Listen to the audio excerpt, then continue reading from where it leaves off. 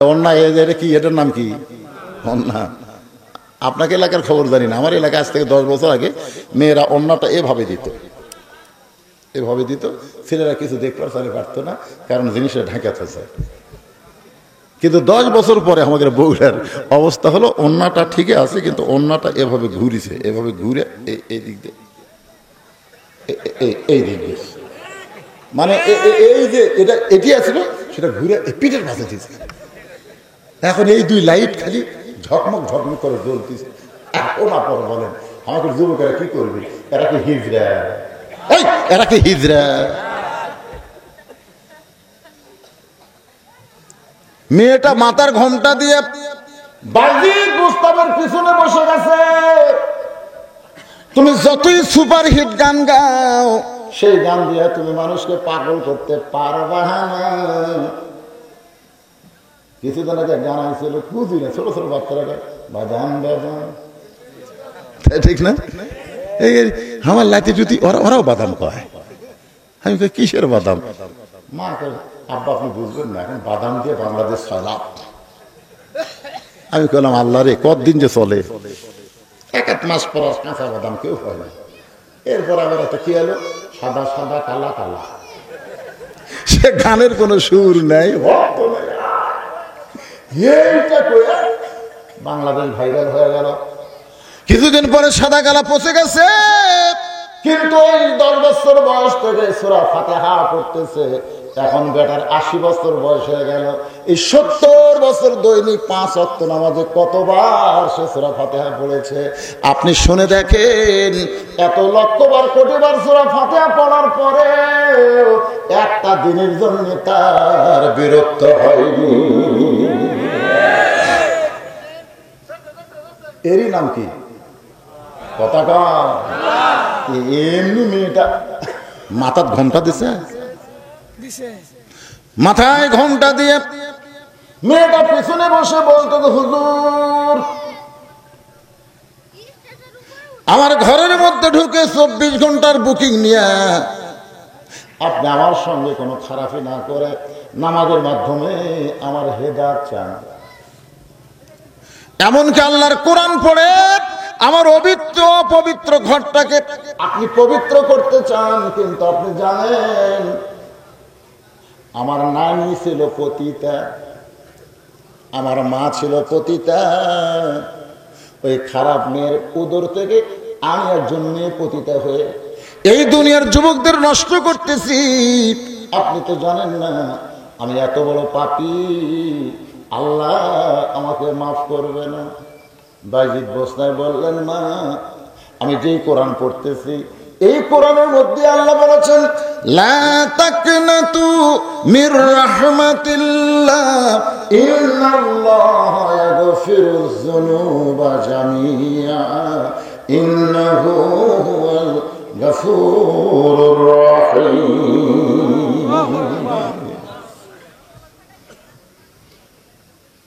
এরপরের খবর শুনবেন না? মুসা কি পিছনে কে দৌড়ায়? জোরাগান কে দৌড়ায়? সামনে কি খবর হবে জানবেন না? জোরাগান শোনার দরকার আছে না নাই? আমি যুবকদের জন্য বলতেছি, আমার মায়েদের জন্য বলতেছি, মা খাদিজা কিন্তু নবীর হাত ধরে আছে। কি আমল করার কারণে আল্লাহ আমাকে বাদ দিয়া ফাতেমাকে খাতুনে জান্নাত ডিগ্রি দিল।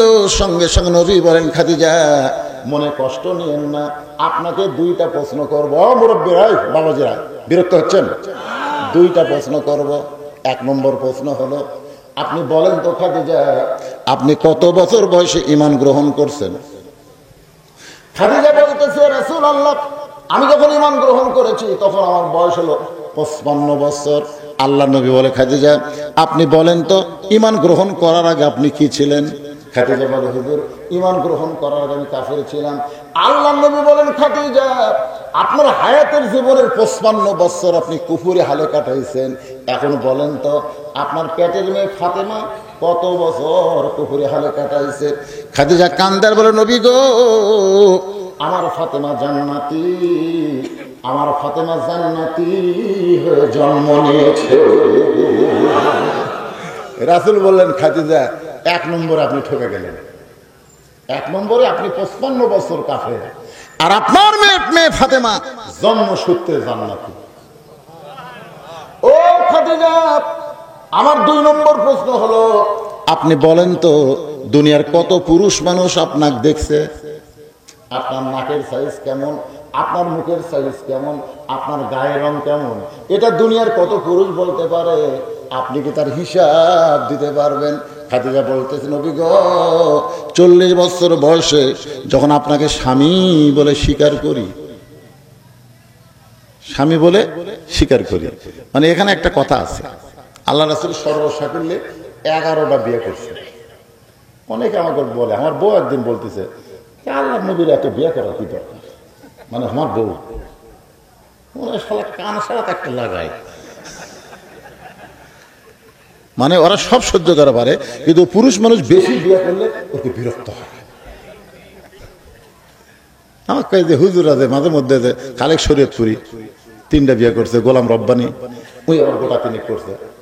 তো আমার বউ মনে করে আমি কি বুড়া বয়স আর একটা করি নাকি, একটা সন্দেহ থাকে, বুঝলেন না? তাই আমি বললাম, দেখো এই হুজুররা 2টা-3টা বিয়ে করে, এটা তো আমার খারাপ লাগে, কিন্তু যারা না আমার বউ কয় ওই যে কলেজের প্রফেসর, ইঞ্জিনিয়ার, ডাক্তার, আর এক বউ লেগে থাকে, ওর কিন্তু 2টা লাগে না, তো হুজুরের চরিত্র খারাপ, একটা বউ লাগে কেন?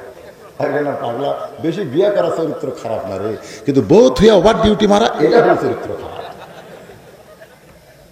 না অনেকে আছে যারা প্রফেসর, ব্যারিস্টার, ইঞ্জিনিয়ার, ডাক্তার, তার হয়তো বউ লেভেল একটা আছে, তলে তলে আরো কয়েকটা, যেরকম ঠিক কিনা? আমাকে কি তলে তলে আছে? আমি নবীর 11টা বইয়ের জীবনে পড়তেছি, আর আমার বউ বলতেছি নবীর এতগুলো বিয়ে করার কি দরকার? আমি আমার বউকে বললাম, বস, নবী সম্পর্কে শোন। বউ তো সেই খাবার, তুই টাকার করে, তুই টাকার কিনে টুটি পাও তোমরা আমার নবীর বিরুদ্ধে, আমার আল্লাহর বিরুদ্ধে জীবন থাকা অবস্থা আমি শুনবো না। আমি তো বিরুদ্ধে বলি, তুই বিরুদ্ধে বলিস, তুই কি বলতে দিস? বস। তো ভয়ের ঠেলায় বসলো তখন, আমি তখন বললাম, শোন, আল্লাহ নবী 11টা বিয়ে করছে, কিন্তু নিজের ইচ্ছায় একটা করছে। নবী নিজের ইচ্ছায় মাত্র একটা বিয়ে করছে, আর বাদ বাকি 10টা নবী বিয়ে করেনি, তারা বিয়ে বসিয়েছে। আমার নবী নিজের ইচ্ছায় মাত্র একটা বিয়ে করছে। এখন আপনাদের যদি বলা হয় নবী নিজের ইচ্ছায় কাকে বিয়ে করছে, না না হচ্ছে না, না জানা বললে হবে না, জানি না, তাহলে আমি চাচ্ছি জানি না কেন, এখন জানান। আর যদি আপনারা না জানা সমানে মারেন তাহলে হবে। আচ্ছা শোনেন, এই যে একজন ভাই বললো মা আয়সা, মা আয়সার বয়স কয় বছর? 6 বছর। 6 বছরের একটা ছোট্ট বাচ্চাকে আমাকে নবী যদি বিয়ে করে, তাহলে বর্তমান বাংলাদেশের সরকারের আইনে জেলত যাওয়া লাগবে রে, ঠিক না? 6 বছরের একটা ছোট্ট শিশুকে আমার নবী কোনোদিনও বিয়ে করতে পারে না, বরং আবু বকর নবীর সঙ্গে আত্মীয়তা করার জন্য। কারণ হযরত আলী ওসমান নবীর জামাই হলো, উমর নবীর শ্বশুর হলো, আবু বকর দেখতেছে আমি নবীর কিছু একটা হবো, এই জন্য 6 বছর ছোট্ট বাচ্চাকে নবীর সঙ্গে বিয়ে দিয়ে নবীর আত্মীয় হওয়ার লোভে শ্বশুর হয়ে গেলেন। খাদিজাকে নবী বিয়ে করেননি, কারণ নবীর পজিশন তখন খুবই দুর্বল ছিল। এমনও কথা আছে, তখন নবী খাদিজার বাড়িতে রাখালি করতেন। একটা রাখাল হয়ে মক্কার সবচেয়ে ধনবতী রমণীকে নবী বিয়ে করবি, বরং খাদিজা নবীর সঙ্গে বিয়ে বসিয়েছে। একজন মেয়েকে নবী বিয়ে করছে নিজের ইচ্ছায়, তার নাম হলো উম্মে সালমা। নামটা খেয়াল থাকবেন, যেরকম নাম কি? প্রথম আল্লাহ নবী ঘটক পাঠাইছিল, যাও উম্মে সালমার বাড়িতে গিয়ে বলো আমি রাসূল তাকে বিয়ে করতে চাই। তো ঘটক যে উম্মে সালমাকে বলতেছে, উম্মে সালমা আল্লাহ নবী তোমাকে বিয়ে করবে। উম্মে সালমা বলতেছে আমি নবীর সঙ্গে বিয়ে বসবো না। ঘটক তো চমকে উঠছে, কে রে? যার জুতার পরশে আল্লাহর আরশ ধন্য হয়ে যায়, সেই নবী তো বিয়ে করবা চায়, আর তুই কোথায় বিয়ে বসমো না। ঘটক নবীর কাছে এসে বলতেছে, ইয়া রাসূলুল্লাহ, এমন বেয়াদব মেয়ের কাছে আমার কেন পাঠাইছে? ও তো আপনার কথা শুনে বিয়ে বসে চায় না। রাসূল বলে বিয়ে বাড়ি বসবার না চাইলে কি হবে? তোমাকে দেওয়া হবে না, আমি নিজেই যাবো। আল্লাহ নবী নিজে উম্মে সালমার দরজায় সালাম দিয়ে বললেন, উম্মে সালমা, আমি নবী তোমাকে বিয়ে করতে চাই। উম্মে সালমা বললেন, হুজুর ঘটক পাঠাইছিলেন, আমি ঘটককে নিষেধ করে দিলাম, এরপরে আপনি নিজেও আইছেন, শুনে নেন গো নবী, আমি আপনার সঙ্গে বিয়ে বসবো না। আল্লাহ রাসূল বলেন, উম্মে সালমা, আমি তোমাকে বিয়ে করবই, আমি তোমাকে বিবাহ করবই ইনশাআল্লাহ। উম্মে সালমা কয়, আমি বিবাহ বসবই না। নবী কয়, উম্মে সালমা, আমার সঙ্গে বিয়ে না বসার পিছনে কারণ কি?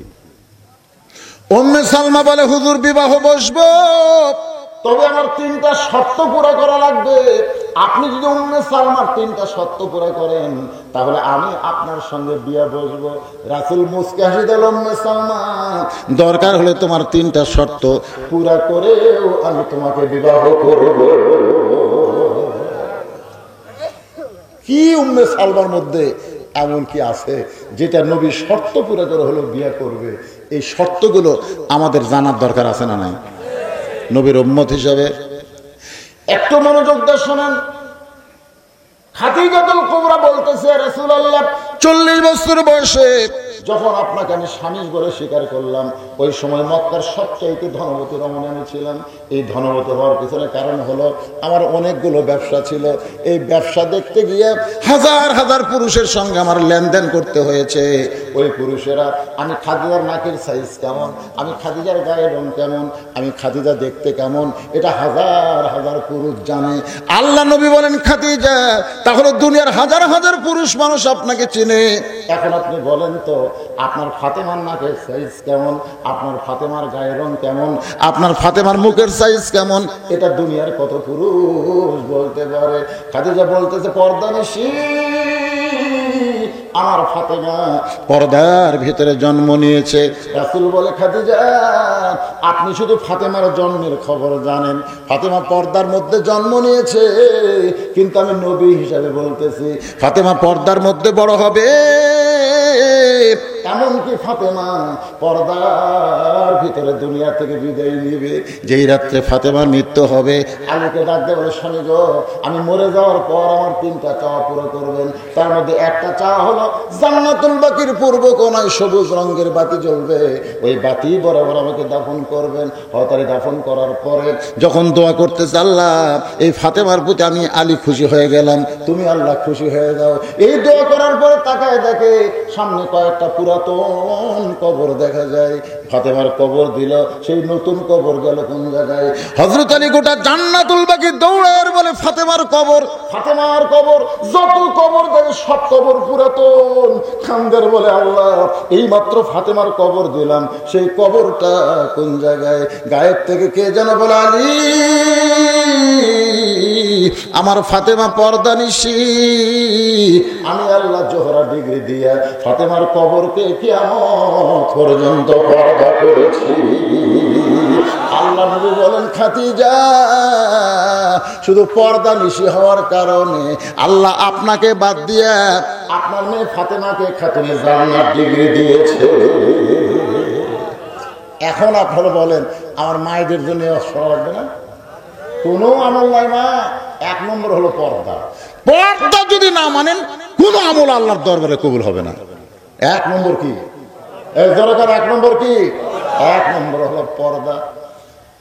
এবার হযরত বাইজিদ বুস্তামি বলতেছেন, লা তাকনাতু মির রাহমাতিল্লাহ, ইন্নাল্লাহা ইয়াগফিরুয যুনুবা জামিআ, ইন্নাহু হুয়াল গফুরুর রহিম। আমার নানি পতিতা, শোনেন, নানি, ওই মেয়েটার নানি কি পতিতা, মাও আমিও পতিতা। আল্লাহ এই মেয়েকে মাফ করবে? বাইজিদ বুস্তামি কোরআন থেকে যে আয়াত তেলাওয়াত করলেন, আপনাকে কি মনে হয় মাফ করবে? এই মসজিদের উন্নয়ন কল্পে মাহফিল, আপনার যদি এরকম ওটা বসা করেন, তখন কমিটির মনে কি হবে? আচ্ছা, আপনারা যে যারা যে ওটা বসা করতেছেন, আপনাদের ভাব কি সেরকম? তো কি ভাব? আমার কথা কি আপনারা বুঝতে পারতেছেন না? বুঝতে পারতেছেন না? তো ওটা বসে পারবি পেশাব লাগে, এই ছেলে এরকম কি লাগে রে?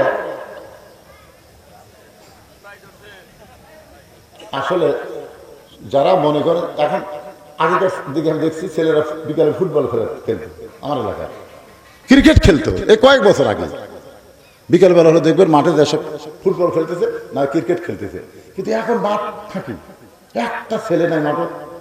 আমি বললাম ছেলে ফেলে সব গেল কোথায়? বলে শুধু দেখবার ছেলে গাছতলার জানা, গাছতলা যাই দেখি 10-15 জন বসতে খালি মানে পাবজি খেলতেছে, পাবজি। যে ছেলেরা ফ্রি ফায়ার পাবজি খেলে এরা এই কোরআনের মাহফিলে কতক্ষণ বসে থাকবে? এরকে লিশে চটকে যাচ্ছে। আমাকে ফেসবুকের খবর কিরে একটু 3 ঘন্টা হয়ে গেল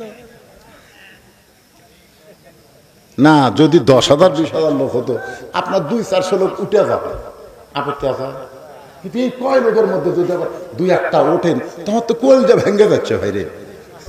আপনার কি বলতেছি, 20 বছরের মধ্যে এইরকম ছোট মাহফিল আমি ওয়াজ করিনি। আজকে করতেছি ঠেকাত তোলা, বিপদে পড়ে, বুদ্ধি নাই তো।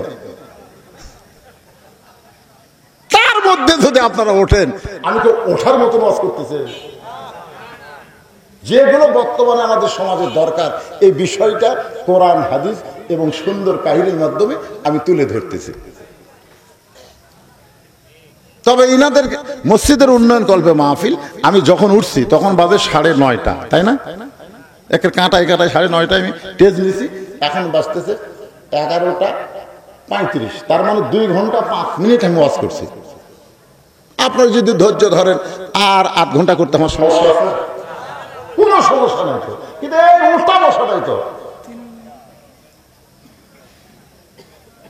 এই মসজিদের মাহফিল, এই মসজিদ কমিটির লোক কোথায়? আপনি মসজিদের লোক? মসজিদ কমিটি এ বাবা মুরব্বী এখন ওঠেন না বাবা। হ্যাঁ ভাই, ছোট ভাই ওঠেন না, ওঠেন। হ্যাঁ, মসজিদের উন্নয়ন কল্পে মাহফিল। এই মসজিদের যে মাহফিল করতেছে মসজিদ কমিটি, আপনাদের কাছে যদি একটা হাত বাড়ায়, এটা কি নিজের জন্য না আল্লাহর জন্য? কারণ যে আল্লাহর ঘরে দান করে সেই দানটা কোথায় যায়? আল্লাহর কাছে যায়, জান্নাতের ব্যাংকে জমা হয়ে যায়। তো আপনাদের কাছে 10টা মিনিট আমি এই মসজিদ উন্নয়নে দানের জন্য একটু রুমাল, গামছা, ব্যাগ যাবে আপনার পকেট থেকে, যার সাধ্যে জাকিলেন, যার সাধ্যে যতটুকু। অবশ্যই কারণ আছে, কারণ আল্লাহর নবী হলেন আমাদের আদর্শ। সুবহানাল্লাহ।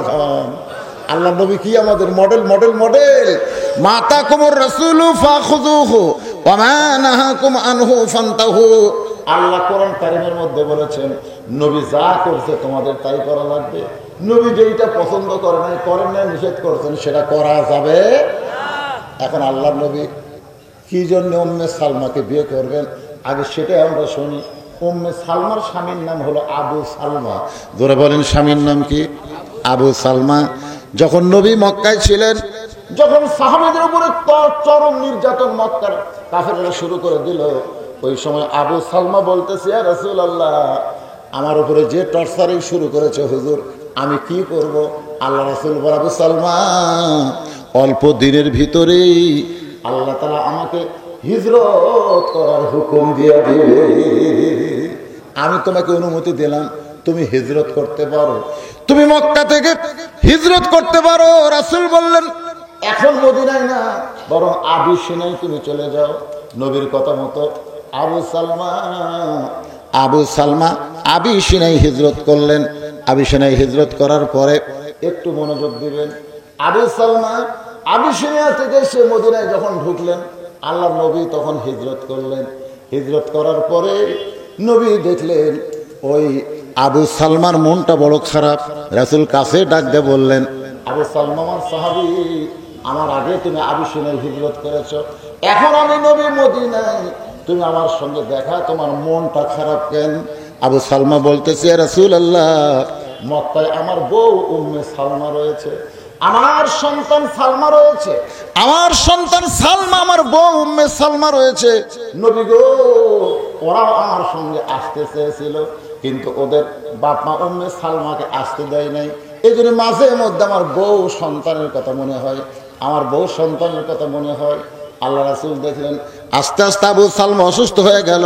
এক সময় মৃত্যুবরণ করার পূর্বে রাসূলকে হাত ধরে বললেন, নবী গো, আমি আমার বউকে অত্যন্ত ভালোবাসি, আমার সন্তানকে অত্যন্ত ভালোবাসি, আমি মদিনায় মারা যাচ্ছি, যদি কোনোদিন আমার বউ সন্তান এই মদিনায় আসে আমাকে ওয়াদা দেওয়া লাগবে,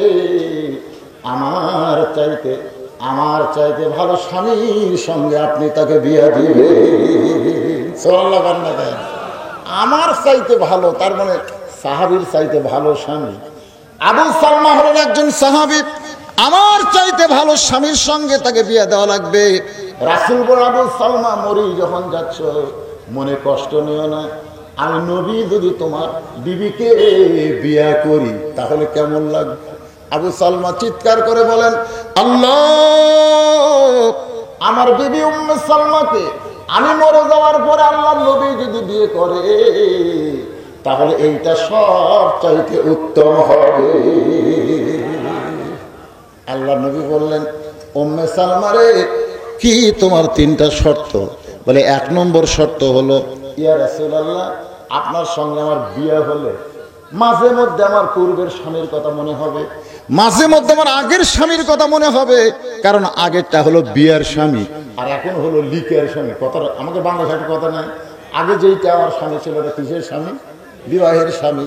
ও গো আল্লাহর নবী, মাঝে মধ্যে যদি আপনার স্ত্রী থাকা অবস্থায় ওই পূর্বের স্বামীর কথা মনে হয় তাহলে আপনার মনে কষ্ট নেওয়া চলবে না, আপনার মনে কিন্তু কষ্ট নেওয়া চলবে না, কারণ আমরা কিন্তু মেয়ে মানুষের সাথে গল্প করি, আমরা মেয়েদের সঙ্গে গল্প করি, তখন কিন্তু আমাদের কিছুই মনে হয় না, কিন্তু আমাদের বউ যদি কোনো পুরুষের সাথে গল্প করে তখন কি হয়? এই কথা কর না খান, আপনি তো ভাবির সাথে গল্প করতে দেন, ভাবি আপনার কি সাইদ ভাবি, মনে হয় আপনার বিয়ে হয়নি ভাবি। কিন্তু আপনার বউ যদি কোনো দেওয়ার সাথে গল্প করে তখন আপনার মনে কি হয়, আমার বউ কেউ বউর সাথে গল্প করে, এরকম মনে হয় না? জোরে কোন হয় কি হয় না? উম্মে সালমা বলতেছে, ইয়া রাসূলুল্লাহ, পূর্বের স্বামীর কথা যদি মনে হয় আর হঠাৎ যদি কোনো কারণে আমার স্বামীর কথা বলি, আপনার কিন্তু মনে কষ্ট নেওয়া চলবে না। এটা কয় নম্বর? এক নম্বর শর্ত। রাসূল উম্মে সালমাকে লক্ষ্য করে বলে, উম্মে সালমা শোনো, আমার সঙ্গে যখন তোমার বিবাহ হবে আমি তোমাকে এত আদর দিব, এত ভালোবাসা দিব, ওই পূর্বের স্বামীর কথা তোমার মনেই থাকবে না। সুবহানাল্লাহ না কেন? আল্লাহ রাসূল বউকে ভালোবাসে কম না বেশি?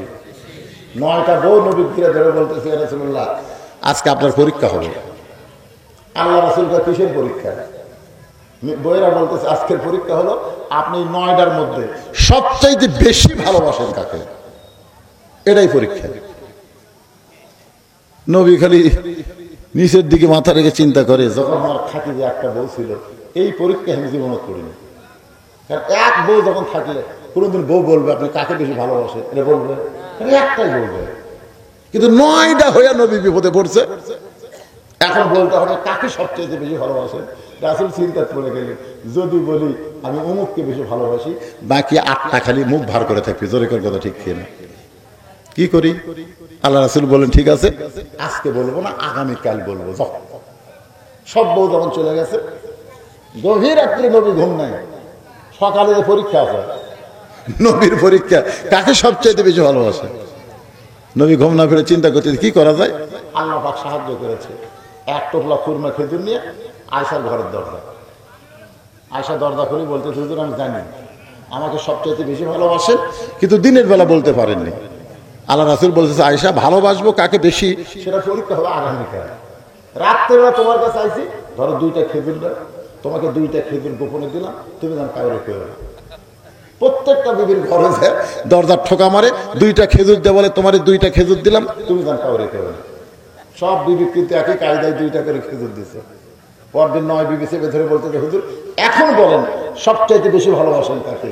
রাসূল বলতেছেন, গভীর রাত্রে গোপনে তাকে 2টা খুরমা খেজুর দিছি, তাকে সবচাইতে বেশি ভালোবাসে। এখন 9 জন খালি মাথা ঝাঁকায়, একটা বউ আমরা কন্ট্রোল করে পারি না, আর নবী 9টা করছে। সুবহানাল্লাহ কোন না কেন? আল্লাহ নবী বলেন, উম্মে সালমা তোমার 2 নম্বর শর্ত কি? উম্মে সালমা বলে, আমার 2 নম্বর শর্ত হলো, ওগো আল্লাহর নবী, আপনি অবশ্যই জান্নাতের সর্দার হবেন, সমস্ত নবীদের সর্দার, ইমামুল আম্বিয়া, ইমামুল মুরসালিন। আমি শুনেছি পূর্বের স্বামী আর পরের স্বামী। ওগো আল্লাহর নবী, আমার স্বামী জান্নাতে যাবে, আগের স্বামী জান্নাতে যাবে, আবু সালমা মানে সালমার বাপ জান্নাতে যাবে, আপনিও তো জান্নাতের সর্দার হবেন। কিন্তু ওই জান্নাতের আমাকে যদি বলা হয় তুমি কোন স্বামীর সঙ্গে থাকবো, আমি কিন্তু আগের স্বামীর সঙ্গে থাকবো না, আমি আপনার বউ হয়ে জান্নাতে থাকতে চাই। সুবহানাল্লাহ। যদি আবু সালমা মানে সালমার বাপ যদি আমার বউ, আমি কিন্তু যাচ্ছি না, আমি কিন্তু আপনার বউ হয়ে থাকবো, এইটা এখন আমার 2 নম্বর শর্ত। আল্লাহ নবী বললেন, উম্মে সালমা তোমার 2 নম্বর শর্ত আমি পুরা করবো ইনশাআল্লাহ, আল্লাহ যেন কবুল করে। 3 নম্বর শর্ত কি? উম্মে সালমা বলেন, নবী গো, আমার স্বামী দুনিয়া থেকে চলে গেছে, কিন্তু পূর্বে স্বামীর একটা সন্তান আমার সঙ্গে আছে, আপনার সঙ্গে যখন আমার বিয়ে হবে তখন আমার এতিম সন্তানের দায়িত্ব কে নেবে? আল্লাহ নবী বলেন, রে উম্মে সালমা, তুমি জানো না আমি নবীর চাইতে বড় এতিম দুনিয়াতে কেউ নাই, কারণ শিশুকালে মইরা গেছে মা, গর্ভে থাকতে মরছে পিতা, আমি চোখে দেখলাম না। এ গান গাইলে কি গুনাহ হবে? শিশুকালে মইরা গেছে মা, গর্ভে থাকতে মরছে পিতা, আমি চোখে দেখলাম না। কে করিবে লালন পালন, কে করিবে লালন পালন, কে দিবে সান্ত্বনা, এই দুনিয়ার বড় এতিম নবী ছিলেন একজনা। আমি যদি এতিম হই, তোমার সন্তান এতিম হবে না, আমি তার লালন পালন করব। উম্মে সালমার সঙ্গে নবীর বিয়ে হয়েছে। বাজান একটু মনোযোগ দেন। ফেরাউন তার সাঙ্গ পাঙ্গ নিয়ে পিছনে, মুসা দৌড়ায় সামনে। আপনারা বলেন তো, মুসা নবীকে ফেরাউনের ভয়ে দৌড়াই না আল্লাহর হুকুমে দৌড়াই? কিন্তু জনগণ না, জনগণ কি বলবি? আজকে যখন কোন আলেম লুকা থাকে, আলুর বালুর বাগির, আমার এখানে বলবো আলুর বাগির চেনেন, ওই 2 দিকে আলু বান্ধে মাঝখানে হুজুর ছুটে আসে, কারণ হুজুরের বাড়িতে প্রতিদিন পুলিশ আসে পারে, এটা বগুড়ার ভাষা। এখন হুজুর আত্মগোপন করছে, এটা কি পুলিশের ভয়ে না আল্লাহর হুকুমে? কথা কন না কেন? গাড়ি ছুরির মধ্যে হিজরতের রাতে নবী আত্মগোপন করেছিল, আবু বকর উরাত বালি বানাই দিয়েছিল।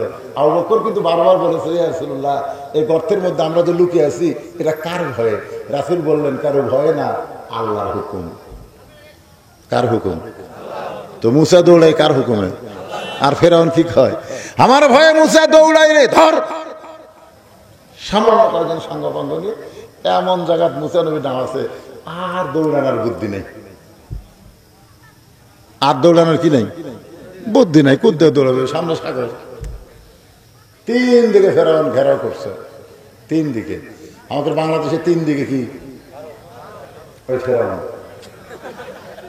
আমাদের বাংলাদেশে 3 দিকে কিন্তু ফেরাউনের গোষ্ঠীর আছে ভাই, পড়ানোর বুদ্ধি নেই। একদিকে সাগর, যাবেন সাগর? এই ধরো সাগরে যাবেন? যাবেন না? সাঁতার জানেন? সাঁতার সাঁতার জানেন না তো? সাঁতার জানলে, ওই সাঁতার জানারও কিন্তু একটা গল্প আছে। ইঞ্জিনিয়ার বাবা এসে নদীর ধারে থেকে মাঝি ঘুম পাড়তেছে। ইঞ্জিনিয়ার, এই মাঝি ঘুম পাড়িস কেন? মাঝি বলতেছে, কোনো যাত্রী নেই, কি করবে? ইঞ্জিনিয়ার বলে, তা নাম পার করে দে।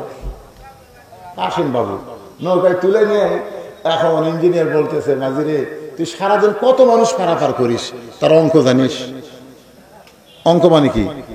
হিসাব। সারাদিন কত মানুষ পারাপার করে হিসাব জানিস? মাঝি বলতেছে, আমি মূর্খ বাবু, আমার দাদা মাঝি, বাপ মাঝি, এই হিসাব অঙ্ক আমি জানি না। ইঞ্জিনিয়ার বলে, যে বেটা হিসাব জানে না তার জীবন হলো 4 আনা মাটি। নৌকা কিছু যাওয়ার পরে ইঞ্জিনিয়ার বলতেছে, মাঝি তুই বিজ্ঞান জানিস? বিজ্ঞান। মাঝি কয়, কি যে কন বাবু, বিজ্ঞান তো আমি বুঝি না। এই নৌকা পানির উপর ভাসতেছে, এই বিজ্ঞান তুই জানিস না? মাঝি রাগ করে বলে আমি মূর্খ বাবু, আমি তো বিজ্ঞান জানি না। ইঞ্জিনিয়ার বলে যে এটা বিজ্ঞান জানে না, তার জীবন হলো 12 4 আনা। তো মহাজির বলতেছে না হুজুর, ওরা সারাদিন খেলে আইনের মতন ঘরে আর সারা রাত ঘুম করে, এক অর্থ নামাজ পড়ে না। আমি বললাম এই জন্যই কুত্তাবাদী হচ্ছে। আমি এক চৌকিদারকে বললাম পাহারা দেওয়ার সময় তোমার অভিজ্ঞতা কি হলো? চৌকিদার বলতেছে হুজুর, ওরা তো এই ঠাকুরের সামনে মূর্তি পূজা করতে আসে, ভোগ দেয়, ভোগ বোঝেন না, এই খাবার দাবার বহু কিছু দেয়। ওরা খাবার দাবার দিয়ে যখন চলে যায় তখন আমরা ওগুলো ভালো ভালো ওগুলো বেচা বেচা খাই। আমি বললাম কিছুই হয় না, কেন আমরা তো খাচ্ছি তো।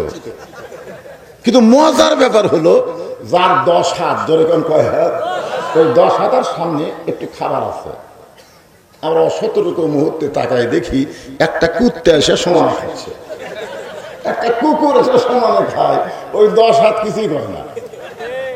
আমরা চিন্তা করলাম এতগুলো হাত তোর আর একটা কুত্তা তোর সামনে খায়, তোর করার ক্ষমতা কিছুই নেই, তোরে আবার প্রমাণ করে কোন সারা জোর।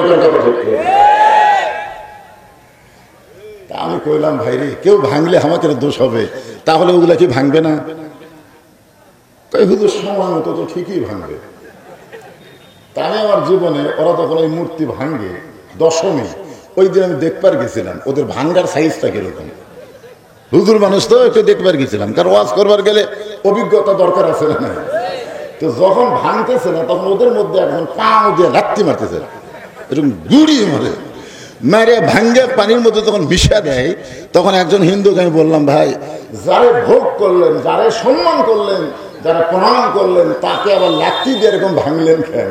তখন হিন্দু বলতেছে হুজুর আমাদের ধর্ম এরকম। আমি চিন্তা করে দেখলাম ওই ধর্মের মধ্যে যদি আল্লাহ আমাকে প্রেরণ করতো তাহলে আমার অবস্থাটা কি হতো?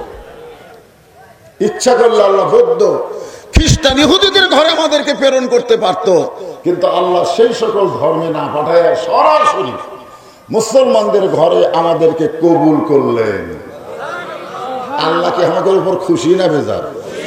এই জন্য জবান করে সমস্যারে সকলে বলবো আলহামদুলিল্লাহ। আর একটা কারণে আমরা আল্লাহর প্রশংসা বেশি বেশি করব, সেটা হলো নিদানে আখেরাতে তরাইতে পড়ছে রাতে, কান্ডারি হইয়া নদী পার করিবেন সেই তরণী। যখন আল্লাহ হাকিম হয়ে আমাদেরকে আসামি করে বিচার করবেন, এই খেয়াল করে আমাদেরকে কি করবে? আসামি। আল্লাহ কি হাকিম? ওই সময় আমাদের নবী উকিল হবেন, ব্যারিস্টার হবেন, আল্লাহর কাছ থেকে জামিন করে আমাদেরকে জান্নাতে পৌঁছে দিবে। কোন টেনশন আছে? এজন্য সকলে বলেন আছেন আমার মুক্তার, আছেন আমার ব্যারিস্টার, শেষ বিচারের হাইকোর্টেতে তিনি আমায় করবেন পার। আমি পাপী রাসূল জাবিন্দার, যেরকম আমি পাপী রাসূল জাবিন্দার। আরসালনাকা ইল্লা রাহমাতাল লিল আলামিন। এমন একজন নবীর উম্মত হওয়াতে মনে হয় বেজার হোসেন খুশি? খুশি হলে তো মুখে ফুটবে হাসি। আল্লাহ কোরআনে বলেছেন লাকাদ কানা লাকুম ফি রাসূলিল্লাহি উসওয়াতুন হাসানাহ। যদি খুশি হয়ে থাকো তাহলে ওই চামচা নেতাকার পিছনে না ঘুরে বিশ্ব নেতাকে তোমাদের আদর্শ হিসাবে, মডেল হিসাবে তোমরা গ্রহণ করে না। মুনকির নাকির যখন কবরে প্রশ্ন করবে আমার নাবিকা, তোমার নবী কে? যারা আওয়ামী লীগ বিএনপি জাতীয় পার্টি করতেছেন খালি কবর যায় দেখে, যদি ফুলগুলো হয় অভিমানী ঝরে যায়, আমি মালা গেথে বলো কারে পরাবো, সে যে কেন এলো না, কিছু ভালো লাগে না, কবরে আসুক তারে সেই মার হবি ভাই। আপনি নবীর উম্মত দাবি করবেন, নবীর আদর্শ গ্রহণ করবেন না, নবীকে বিশ্ব নেতা না মেনে সামসাদের পিছনে সামসাগিরি করবেন, আপনি আর যাই হোক 3 নম্বরের উত্তর পারবেন না।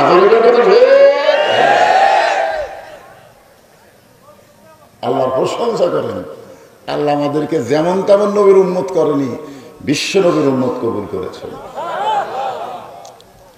3 নম্বর কারণ হলো আল্লাহর প্রশংসা করার, এই যে আপনারা কোরআন থেকে তাফসীর শুনবেন না, ওয়াজ শুনবেন, এখানে লেখছে ওয়াজ মাহফিল। তো যাই হোক, ওয়াজই শোনেন আর তাফসীরই শোনেন, যেটাই শোনেন, যে কোরআন থেকে আপনারা শুনবেন, এই কোরআনে কোনো ধোঁকা নাই, মুখ লড়ালে হবে না, জবান খুলে বলা লাগবে। এই কোরআনে কোনো ধোঁকা নাই, এই কোরআনে কোনো গোজামিল, এই কোরআনে কোনো সন্দেহ। কয়বার নাই কইছেন? 3 বার। ফেরেশতারা বলতেছে, আল্লাহ যারা 3 বার নাই নাই নাই নাই করলো, এর কি রেজাল্ট কি? আল্লাহ বলতেছে, এদের রেজাল্ট হলো ওদের জীবন থেকে আমি আল্লাহ খুশি হয়ে জাহান্নামকেও নাই করে দেব। আপনারা হয়তো ভাবতেছেন হুজুর এত সহজ। আসলে আমাদের কাছে জান্নাত খাড়া হয়ে আছে, কিন্তু আমরা ঢুকতেছি না। আমি চিন্তা করে দেখলাম, কোনোদিন আপনাদের এলাকায় আসিনি, এই এলাকাতে আসিনি, কিন্তু আমার ওয়াজ হয়েছে। আমি না আসলেও যারাই আমার সঙ্গে দেখা করতেছে তারা কয়, হুজুর জীবনের প্রথম আপনাকে সরাসরি দেখলাম, কিন্তু ইউটিউবে আপনার ওয়াজ সবসময় শুনি। তার মানে বোঝা গেল আমি না আসলেও আমার ওয়াজ অনেক আগে আপনাদের কাছে হাজির। তো প্রথম এসে চিন্তা করলাম কি ওয়াজ করা যায়। একটা তো ওয়াজের লাইন আছে, লাইনে নাই। আমার ওয়াজ যারা শুনেছেন ইউটিউবে তারা দেখবেন আমি লাইন ছাড়া কোনো কথা বলি না। প্রত্যেকটা ওয়াজ যে যাই শুনবেন, ফার্স্ট টু লাস্ট একটা বিষয় নিয়ে আমি ওয়াজ করি। আজকের বিষয় হলো ইন্না লিল্লাহি ওয়া ইন্না ইলাইহি রাজিউন। অনেক হুজুরা বলতেছে যে মানুষের জীবনে সবচাইতে বড় বিপদ হলো মৃত্যু। মানুষের জীবনে সবচাইতে বড় বিপদ কি? মৃত্যু। কারণ এটা মৃত্যু সম্পর্কে না, এটা বিপদ সম্পর্কে।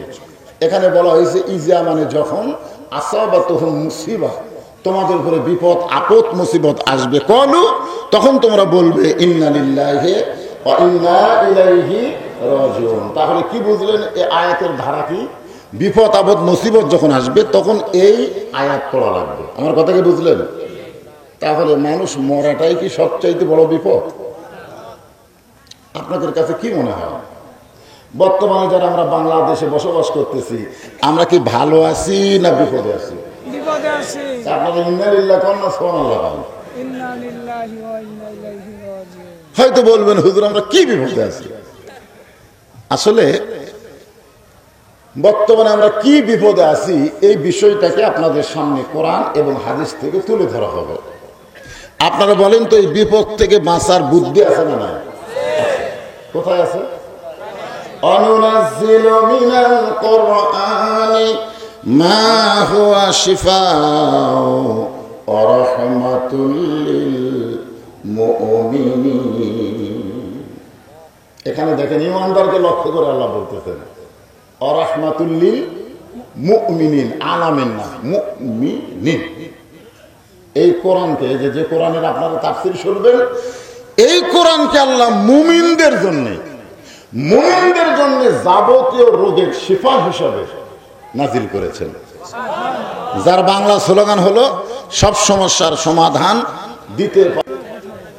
কারণ এখানে খালি একটাবার বসেন, এই বসার জায়গাটা আপনার জান্নাত পাওয়ার একটা ওসিলা হয়ে যাবে। আপনি ইয়ার কি করতেছেন? এটা কোন জায়গা? জান্নাতের বাগান। আর জান্নাতের বাগানে বসাটা হলো ভাগ্যের ব্যাপার। বসেন।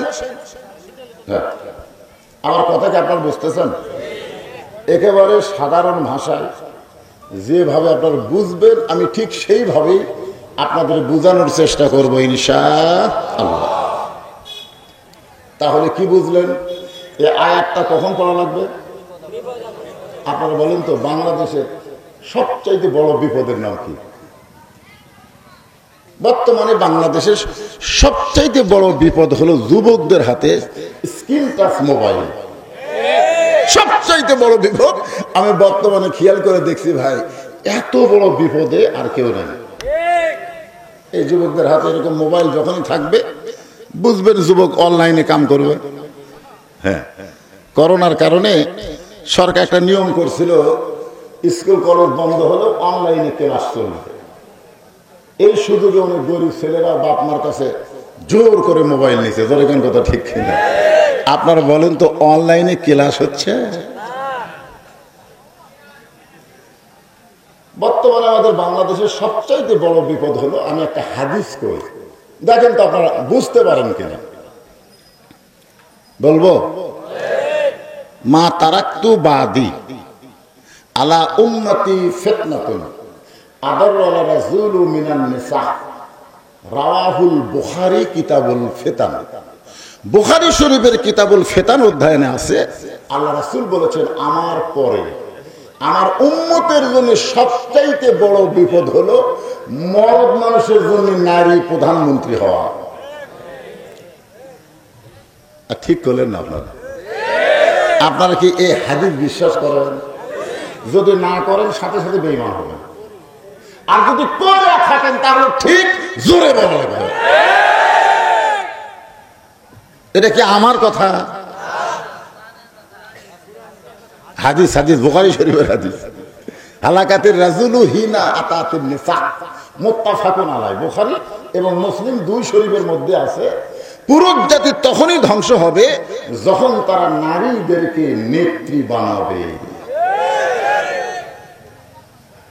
আপনার বলেন তো, বর্তমানে আফগানিস্তান বেশি বিপদে, ফিলিস্তিন, কাশ্মীর, আরাকানের মুসলমান, সবচাইতে গোটা পৃথিবীর মানচিত্রে বাংলাদেশের মুসলমান সবচাইতে বড় বিপদে। আমাদের মেয়ে মানুষ প্রধানমন্ত্রী হওয়ার পরে আপনার কয়বার ইন্নালিল্লাহ পড়ছেন? একবারও পড়েননি। অথচ আল্লাহ অর্ডার করলেন, অর্ডার, আল্লাহর আইন, ইজা আসাবাতুহুম মুসিবা, যখন তোমাদের উপরে বিপদ আপদ মুসিবত আসবে, কলু, কলু মানে কি তোমরা বলো, ইন্না লিল্লাহি ওয়া ইন্না ইলাইহি রাজিউন। কোন বনের পাখি তুমি, আইলারে কোন বনে, আবার কোন বনেতে যাইতে হবে, পড়ছে নাকি মনে। কোথায় ছিলেন? এই কোথায় ছিলেন? কোথায় আসলেন, আবার কোথায় যাবেন? একটু মনোযোগ দিয়ে শুনতে হবে। মিশে মায়ায় বন্দি থাইকা, মিশে মায়ায় বন্দি থাইকা করলাম কত খেলা, পশ্চিমে তাকিয়া দেখো তোমার জীবনে ডুইবা গেল বেলা পাখি রে, সবই মিশে আর ফাঁকি। ইজা আসাবাতুহুম মুসিবাতুন ক্বালু ইন্না লিল্লাহি ওয়া ইন্না ইলাইহি রাজিউন। তুর পর্বতের কিনারায় আল্লাহ নবী মুসা দাঁড়িয়ে আছে। এই আয়াতের তাফসীর হচ্ছে, কে দাঁড়ায় আছে? মুসা আলাইহিস সালাম তুর পর্বতের কিনারায়। আপনারা বলেন তো, মুসা নবী তুর পর্বতে কেন যায়? আল্লাহর সাথে কথা বলার জন্য। আল্লাহ নবী বলেছেন, মুসা নবী তুর পর্বতে গেলে আল্লাহ যেমন খুশি হয়, আমার উম্মতেরা দৈনিক 5 বার যখন মসজিদে আসবে, এর চাইতেও আল্লাহ বেশি খুশি হবে। আচ্ছা, মুসা নবী তুর পর্বতে গেলে আল্লাহর সাথে কথা হয়, আর মসজিদে আসলে কার সাথে কথা হয়? আমাদের তুর পর্বত আছে, প্রত্যেক পাড়ায় পাড়ায় একটা করে মসজিদ আছে না নাই? এখন এই মসজিদে কারা কারা ঢুকবে, কাদের জন্য ঢুকতে আল্লাহ বলেছে, সেইটা যদি সমাজের মধ্যে চালু না থাকে, এটা হলো সবচাইতে বড় বিপদ। আজকে বাবা নামাজ পড়ে, ছেলে নামাজ পড়ে না। আমার এলাকার এক মুয়াজ্জিন ফজরে আজান দেয়, আজান শুরু করতে 4-5টা কুত্তা এসে লোক মারে, মানে মুয়াজ্জিন আল্লাহু আকবার কতি কুত্তাতে কুটি থাকে, দৌড়ে এসে তো মুয়াজ্জিন একদিন আমাকে বলতে, হুজুর এই আমি আজান দেই, কুত্তারা লোকমা দেয়, কারণ কি? আমি বললাম, ভাই তুমি যে কাম করতেছো এর চাইতে ভালো কাম নাই, আল্লাহ কোরআনে বলেন, ওয়ামান আহসানু কাওলাম মিম্মান দাআ ইলাল্লাহ ওয়া আমিলা সালিহান ওয়া ক্বালা ইন্নানি মিনাল মুসলিমিন। আপনারা বলেন এই আয়াতের অর্থ কি? ওই ব্যক্তির চাইতে উত্তম কোনো ব্যক্তি নাই যে ব্যক্তি মানুষকে আল্লাহ রাস্তায় ডাকে, আজান দেয়। তাহলে তুমি মুয়াজ্জিন আজান দাও আর কুত্তা এসে লোকমা দেয়, কারণ কি? মুয়াজ্জিন বলে, হুজুর আমি তো কারণ বুঝলাম না। আমি বললাম তোমার ছেলে মেয়ের খবর কি? বলে, হুজুর আমার দুটা ছেলে আছে, একটা 24 একটা 22। আমি বললাম 24-22-এর খবর কি, নামাজ পড়ে? তো মুয়াজ্জিন বলতেছে, না হুজুর ওরা সারাদিন খেলে আয়ের মতন ঘরে আর সারা রাত ঘুম পড়ে, এক ওয়াক্ত নামাজ পড়ে না। আমি বললাম এই জন্যই কুত্তাবাদী হচ্ছে, এই জন্যই কুত্তাবাদী হচ্ছে। আল্লাহ কোরআনে বলেছে, কু আনফুসাকুম ওয়া আহলিকুম নারা, জাহান্নামের আগুন থেকে বাঁচতে গেলে তুমি একলা মুয়াজ্জিন বাঁচো না, তোমার বেটাদেরকে নিয়ে বাঁচা লাগবে। দরকার কথা ঠিক কিনা? তোমার ছেলে দুইটা নামাজ পড়ে না, তুমি আজান দাও, কুত্তা বিরক্ত হচ্ছে, এই জন্য লোকমা দেয়। এখন চিন্তা করে সবচাইতে বড় বিপদ কি? আপনি এশার নামাজ মসজিদে পড়লেন, নিয়ত করেছেন বাড়িতে গিয়ে দেখবো আমার বউ এশার নামাজ পড়ে কোরআন শরীফ পড়তেছে, এই নিয়তে বাড়ির মধ্যে ঢুকে দেখলেন না আপনার বউ কোরআন পড়তেছে, স্টার জলসা জি বাংলা দেখতেছে। বলেন আপনি পুরুষ মানুষ নামাজ পড়লেন আর আপনার প্রধানমন্ত্রী ম্যাডাম স্টার জলসা জি বাংলা দেখতে গিয়ে হিন্দুদের পূজার নাটক আপনার বাড়িতে লোলো লোলো করে বাঁচতেছে। মুসলমানের ঘরের মধ্যে হিন্দুদের পূজার বাদ্য শোনা যায়। আপনি কয়দিন ইন্নালিল্লাহ পড়ছেন? খালি মরিয়া গেলি ইন্নালিল্লাহ। তো তুর পর্বতে মুসা নবী দাঁড়ায় আছে, খুব খেয়াল করে। আল্লাহ বলতেছে, মুসা তোমার খবর কি? মুসা বলতেছে, আলহামদুলিল্লাহ। আপনারা বলেন তো, আলহামদুলিল্লাহ বলা ছাড়া মুসার কোনো শব্দ আছে? আল্লাহ বলতেছে, মুসা তোমার খবর কি? মুসা বলতেছে, আলহামদুলিল্লাহ। তো যিনি আল্লাহর সঙ্গে কথা বলতে পারেন তার একটু সাহস কিন্তু বেশি। আজকে বাংলাদেশে আল্লাহ রাস্তায় আল্লাহর কোরআনকে চালু রাখার জন্য, দিনকে গালিব করার জন্য সাহস বেশি কার? যারা আল্লাহর কোরআনের সঙ্গে সবসময় সম্পর্ক রাখে। যেরকম কথা ঠিক কি না? আপনারা বলেন তো, এই কোরআন কার কথা? আল্লাহর কথা। অনেক এসে এই হুজুরা খালি, এই হুজুরা খালি, এই হুজুরা খালি কি করে? সমাজের মধ্যে যে নিয়ম চলতেছে সেই নিয়ম পরিবর্তন করে আল্লাহ নিয়ম চালু করতে চায়। কেন চায়? এত সাহস হুজুরদের কে দিল? সাহসের একটাই কারণ হলো আল্লাহর কোরআনের সঙ্গে আনন্দের সম্পর্ক আছে। যেরকম কথা ঠিক কি না?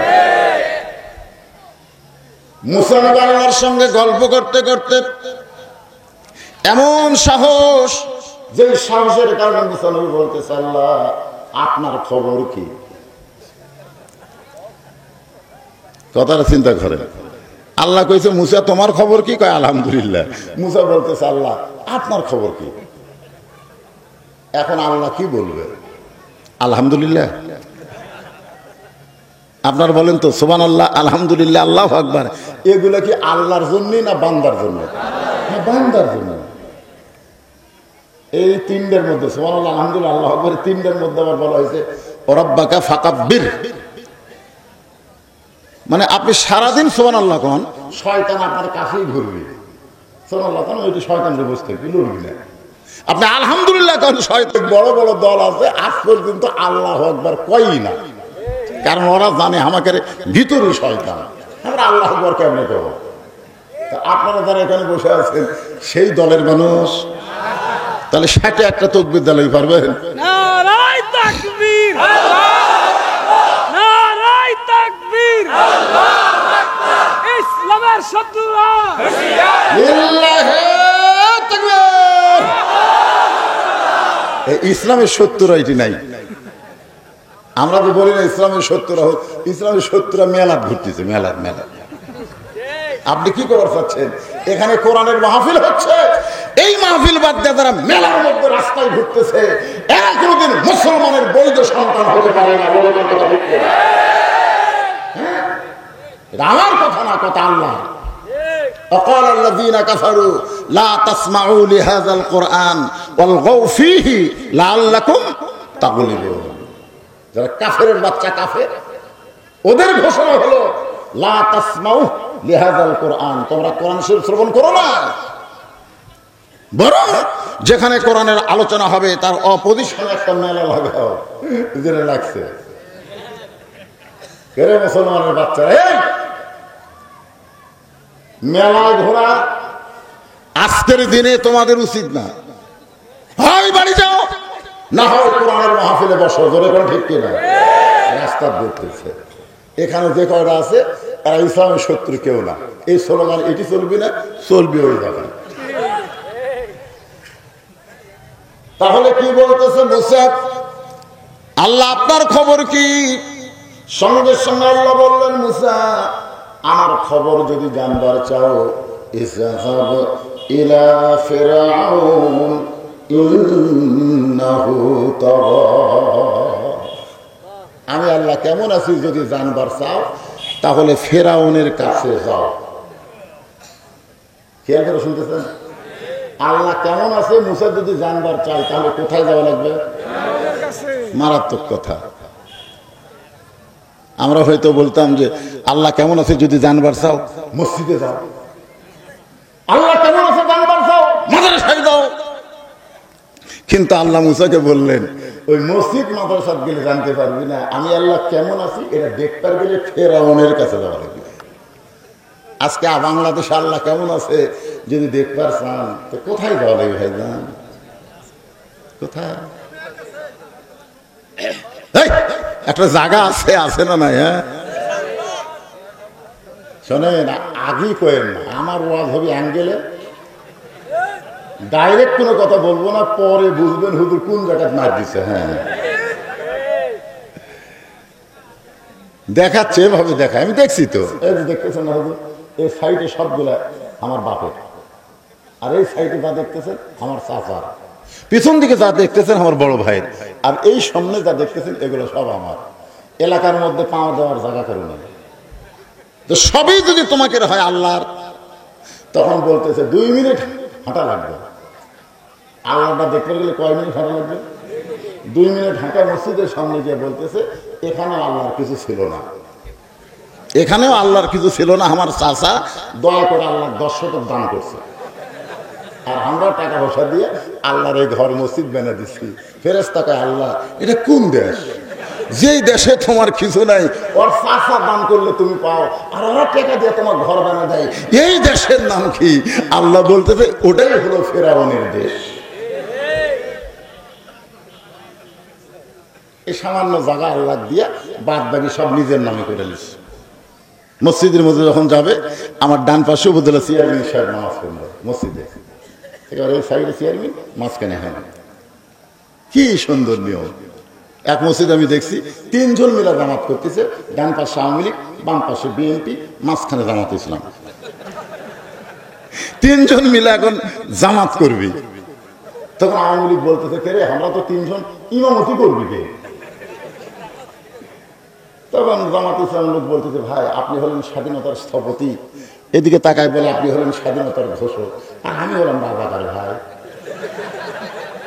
আওয়ামী লীগকে বলতেছে আপনি সামনে যান। আওয়ামী লীগ বলে, পাগলা, সারা জীবন খালি নামাজ পড়িছি রে, পড়াবার পারি। বিএনপিকে বলতেছে তাহলে আপনি সামনে যান। আমি খুব পারলে আকামত দিতে পারবো, কিন্তু ইমামত দিতে পারবো না। তখন বলতেছে, ভাই তাহলে কি করা যায়? আওয়ামী লীগ বলতে তুমি সামনে যাও। বলে আমি কিন্তু রাজা খার। বলে আরে পাগলা, 14 দল 20 দল মসজিদের বাইরে চলবে, ভিতরে কোনো দল চলবে না, সব দল ভেঙে এক কাতার হওয়া লাগবে। হায় রে, মারাত্মক কথা। আল্লাহ কেমন আছে জানার জন্য মুসা নবী ফেরাউনের দরবারে গেছে। যা দেখে ফেরাউন জিকির করতেছে। ফেরাউনি জিকির যেরকম কি জিকির, ফেরাউনি জিকির আছে, আনা রব্বুকুমুল আলা, আনা রব্বুকুমুল। আমাদের বাংলাদেশেও ফেরাউনি জিকির আছে, আমার দয়াল বাবার দরবারেতে কেউ ফিরে না খালি হাতে। দুই কান্দর দুই ফেরেশতাকে আল্লাহ এরা জিকিরের নামে যে করে, আমরা তো বুঝবার পারতেছি না, লেখলো কি? আল্লাহ কয় তোরা তো দূরের কথা রে, আল্লাহ বুঝিনি এই সারা কয় কি ভাবতেছেন? এটা আল্লাহর জিকির। আল্লাহর জিকির কিভাবে হবে? আমার দয়ার আল্লাহর দরবারেতে, সবাই বলেন দয়ার আল্লাহর দরবারেতে কেউ ফিরে না খালি হাতে। আল্লাহ আল্লাহ আল্লাহ আল্লাহ, লা ইলাহা ইল্লাল্লাহু মুহাম্মাদুর রাসূলুল্লাহ। ফেরাউন জিকির করতেছে কি? আনা রব্বুকুমুল আলা। এই খুব খেয়াল করবে। মুসা কয় কে রে, তুর পর্বতে কার সাথে কথা কইলাম? তুর পর্বতে আমি এখনই কথা বলে আসলাম, সেটা কে আর এটা কে? শোনেন, আল্লাহর সাথে সম্পর্ক থাকলে এই দুনিয়ার যতই ক্ষমতাবান হোক না কেন, আমরা কি কথা কন না কেন? কারণ আমরা পড়েছি তাবারাকাল্লাযী, পড়েন তাবারাকাল্লাযী বিয়াদিহিল মুলকু ওয়া হুয়া আলা কুল্লি শাইইন কাদির। গোটা পৃথিবীর রাজত্ব, কর্তৃত্ব, মালিকানা কার হাতে? সমস্ত ক্ষমতার মালিক কে? এখন মুসা নবী কার কাছ থেকে গেছে? আমরা কি নিয়ে বসে আছি? সুবহানাল্লাহ সুবহানাল্লাহ। এই কোরআন শরীফের মাহফিলে কোরআনের তাফসীর যখন হবে, কোরআনের বিশ্ববিদ্যালয়ে যখন আপনারা ছাত্র হয়ে বসে থাকবেন, ভিতরে কোনো টেনশন করবেন না। আমার বউ তো আমার খেয়ে দেয়, ওয়াজ করবার যাবেন আগে চারিদিকে খেয়াল করবেন। কোন মুসলমান চারিদিকে খেয়াল করবে না, মুসলমানের খেয়াল থাকবে একদিকে। যেরকম কয় দিকে? আর আমাদের খেয়াল কয় দিকে?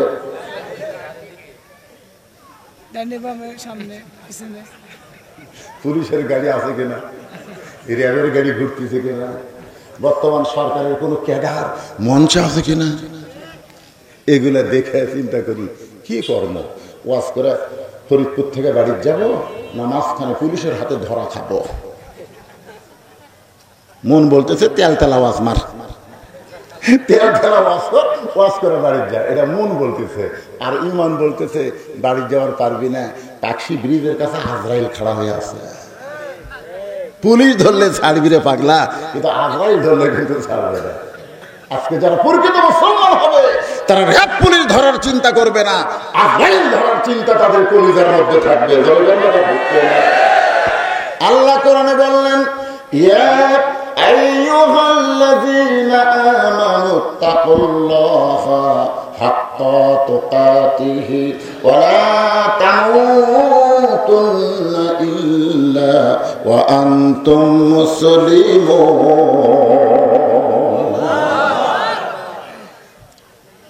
মুসা নবী দেখতেছে ওর নকল জিকিরকে সাইজ করতে গেলে আসল জিকির ধরা লাগবে। দয়াল বাবার জিকির বন্ধ করবার গেলে আল্লাহর জিকির করা লাগবে না? আজকে অনেক হক পীর আল্লাহর জিকির করে, কতগুলো পীরগিরি চলবি না। এই বাংলাদেশে আমরা ইসলাম পাইছি আল্লাহর ওলিদের মাধ্যমে, ঠিক কিনা বলো? হ্যাঁ, ওলি আছে তো।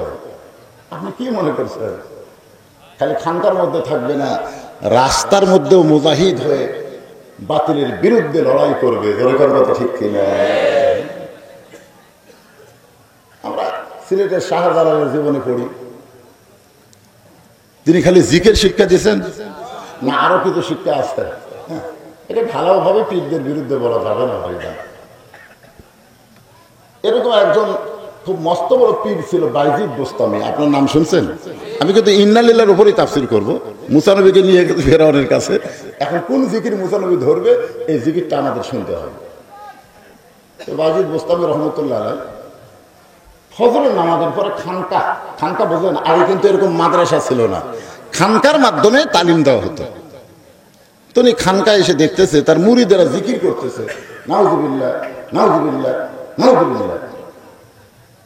বাজিদ বোস্তামি চমকে গেল, কে সুবহানাল্লাহ আলহামদুলিল্লাহ আলহামদুলিল্লাহ আল্লাহু আকবার, এই জিকির বাদ দিয়ে এই নাউজুবিল্লাহ জিকির কেন? তিনি বলেন এই সবাই থামো। সমস্ত মুরিদ যখন থেমে গেছে, বাজিদ বোস্তামি বললেন, ভাই নাউজুবিল্লাহ বলার কারণ কি? মুরিদরা বলে, হুজুর আপনি শুনলে আপনিও নাউজুবিল্লাহ করবেন।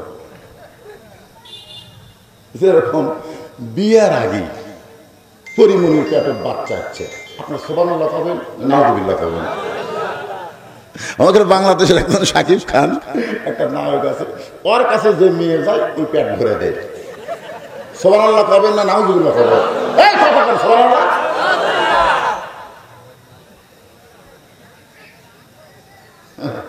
ঢাকার যখন নামলো আমেরিকার থেকে একটা ছেঁড়া প্যান্ট, এই জায়গা ছেঁড়া এই জায়গা ছেঁড়া, কিন্তু এত টাকা শাকিব খানের ছেঁড়া প্যান্ট কেন? ওটাই চলতেছে। আসলে বাইজিদ বোস্তামি বললেন, ঠিক আছে বলো তো তোমরা নাউজুবিল্লাহ কেন বলতেছো? বলে, হুজুর বাগদাদ শহরের উত্তর সাইডে 17 বছরের একটা সুন্দরী মেয়ে ঘর ভাড়া নিয়ে দেহ ব্যবসা করতেছে, আর এই মেয়ের পাল্লা পড়ে শত শত যুবক তাদের চরিত্র নষ্ট করতেছে। এখন আপনারা বলেন আমরা কি বলবো? নাউজুবিল্লাহ বলবো না? বাইজিদ বোস্তামি বললেন যে ওই খারাপ মেয়ের পাল্লা পড়ে যুবকেরা চরিত্র নষ্ট করতেছে, আর তোমরা ঘরের মধ্যে নাউজুবিল্লাহ পড়বা, হবে? কারণ ডানায় পেশাব করতেছে, যেখানে ডানায় পেশাব করতেছে আপনি দূরে থেকে বলতেছে নাউজুবিল্লাহ নাউজুবিল্লাহ, ওই বসবি, আর আপনি আস্তে আস্তে বিড়ালের মতো চুপি চুপি আর কাছে যাবেন, একে কাছে যাবেন, নাউজুবিল্লাহ।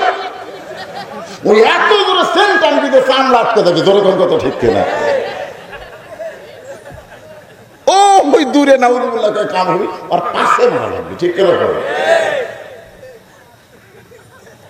বাইজিদ বোস্তামি বলেন,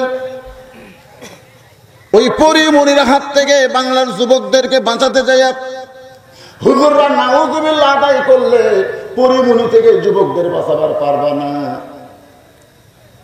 বরং কি করা লাগবে?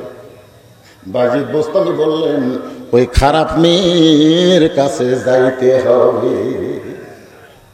সমস্ত মুরিদ বলে, হুজুর আপনি কোন কি? ভালো মানুষ কোনোদিন খারাপ জায়গা যায়? আমাদের বাংলাদেশের ভালো মানুষ কোনোদিন চেয়ারম্যানের দাঁড়ায়? দাঁড়ায়? আমরা দাঁড়াবার চালিকা হুজুর খবরদার আপনি খারাপ জায়গায় যাবেন না।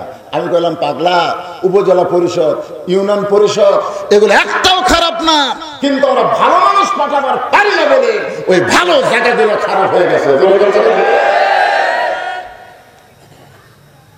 আগেই বলতে নাউজুবিল্লাহ, ওটি ভালো মানুষ কোনোদিন যাবে না, খারাপ মেয়ের কাছে ভালো মানুষ যায়। বাইজিদ বোস্তামি বললেন, তোমরা যদি না যাও তাহলে আমি নিজেই যাব। যেই বলছে তোমরা যদি না যাও নিজেই যাব, সমস্ত মুরিদ কান্দার বলে, হুজুর আপনি আল্লাহর ওলি হয়ে ওই খারাপ মেয়ের কাছে যাবেন না। বাইজিদ বোস্তামি বললেন, আমি একলা যাব না, আমি দুইটা পাওয়ার সঙ্গে নেব। 1 নম্বর পাওয়ার হলো জায়নামাজ, আর 2 নম্বর পাওয়ার হলো আল্লাহর কোরআন। খুব খেয়াল করবেন, জায়নামাজের সাথে কোরআনের সম্পর্ক আছে না? 1 নম্বর পাওয়ার হলো জায়নামাজ, 2 নম্বর আল্লাহর কোরআন। এই 2টা পাওয়ার নিয়ে আমি খারাপ মেয়েটার কাছে যাব।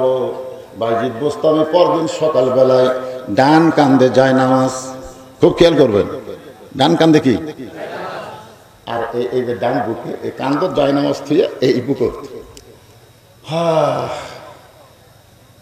এই যুবকেরা, আমি যদি এখন তোমাদের বলে আসো তো বাবা এই কোরআনটা ধরে একটু বুকর ঠেকাও তো, অনেক যুবক বলবে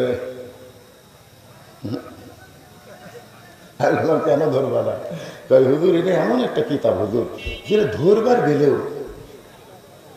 দেখছেন এই কোরআন শরীফ পড়া তো দূরের কথা, আপনার কাছে ধরবেন, এই ধরবার গেলেও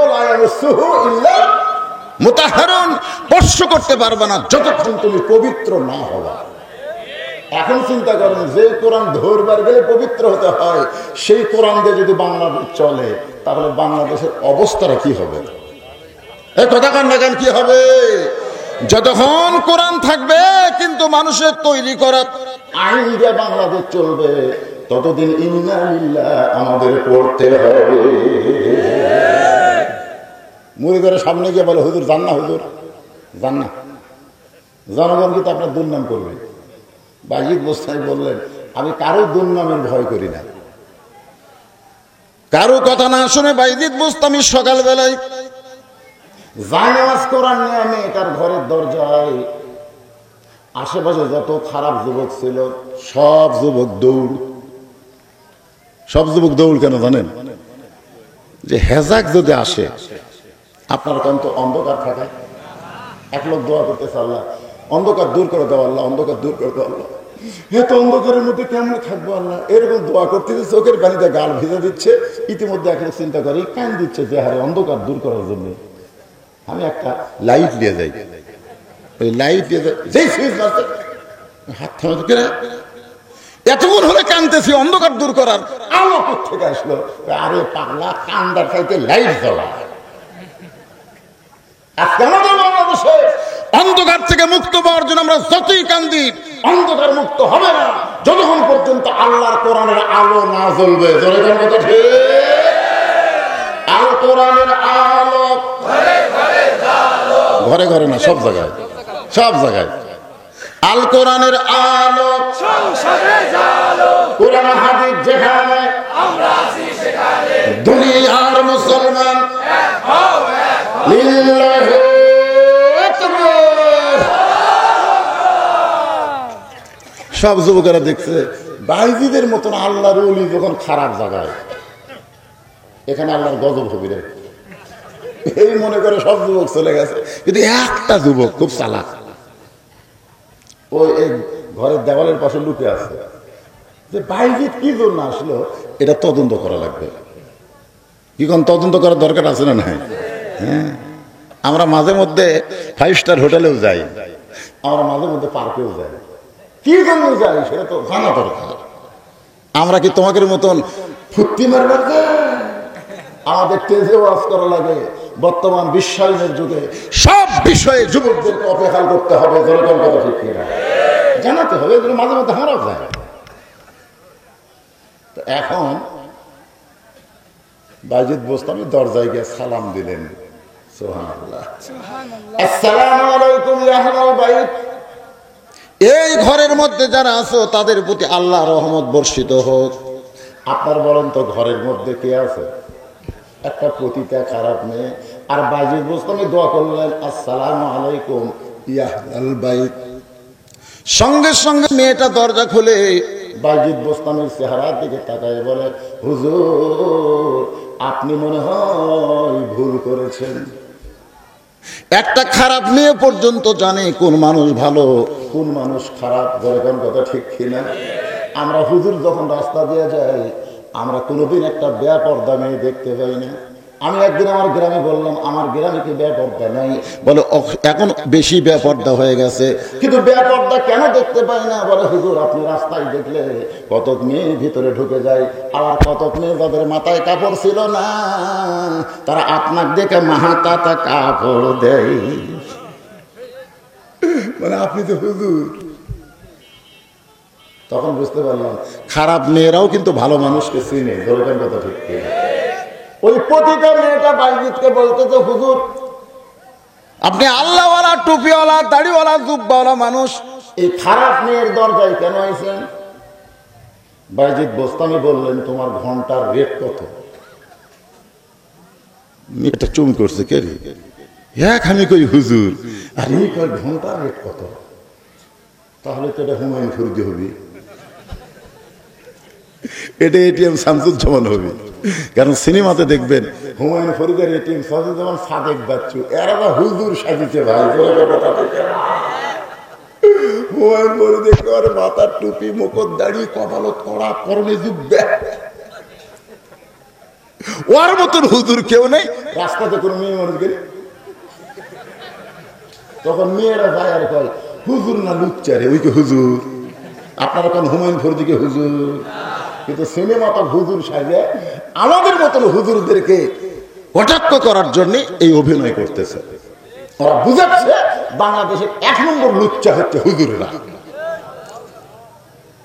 এই হুমায়ুন ফরিদি টিম এরা এমন হাজি সাজিছে ভাই, ওই যে স্বাধীনতার যুদ্ধের যেগুলো সিনেমা বানাচ্ছে প্রত্যেকটা সিনেমায় ওরা হুজুর সাজে মেয়ে মানুষ ধর্ষণ করছে, কথা ঠিক না? আর বুঝাইতেছে এরা রাজাকার। তো মেয়েটা চিন্তা করে, আমি করলাম আপনি ভালো মানুষ, আপনি হুজুর হয়ে কেন আইছেন? আর এই মানুষটা বলতেছে তোমার ঘন্টার রেট কত? তাহলে বোঝা যাচ্ছে এটা আসল হুজুর না, এটা হলো হুজুর সাজিছে। হুজুর 10 দিরহাম। বাইজিদ বোস্তামি বলতেছে 24 ঘন্টার বুকিং নিলাম। যেই বলেছে 24 ঘন্টার বুকিং নিলাম, যেই যুবক লুকে আসছিল ওই মারছে দৌড়। অন্য যুবকেরা কয় দৌড়াস কেন?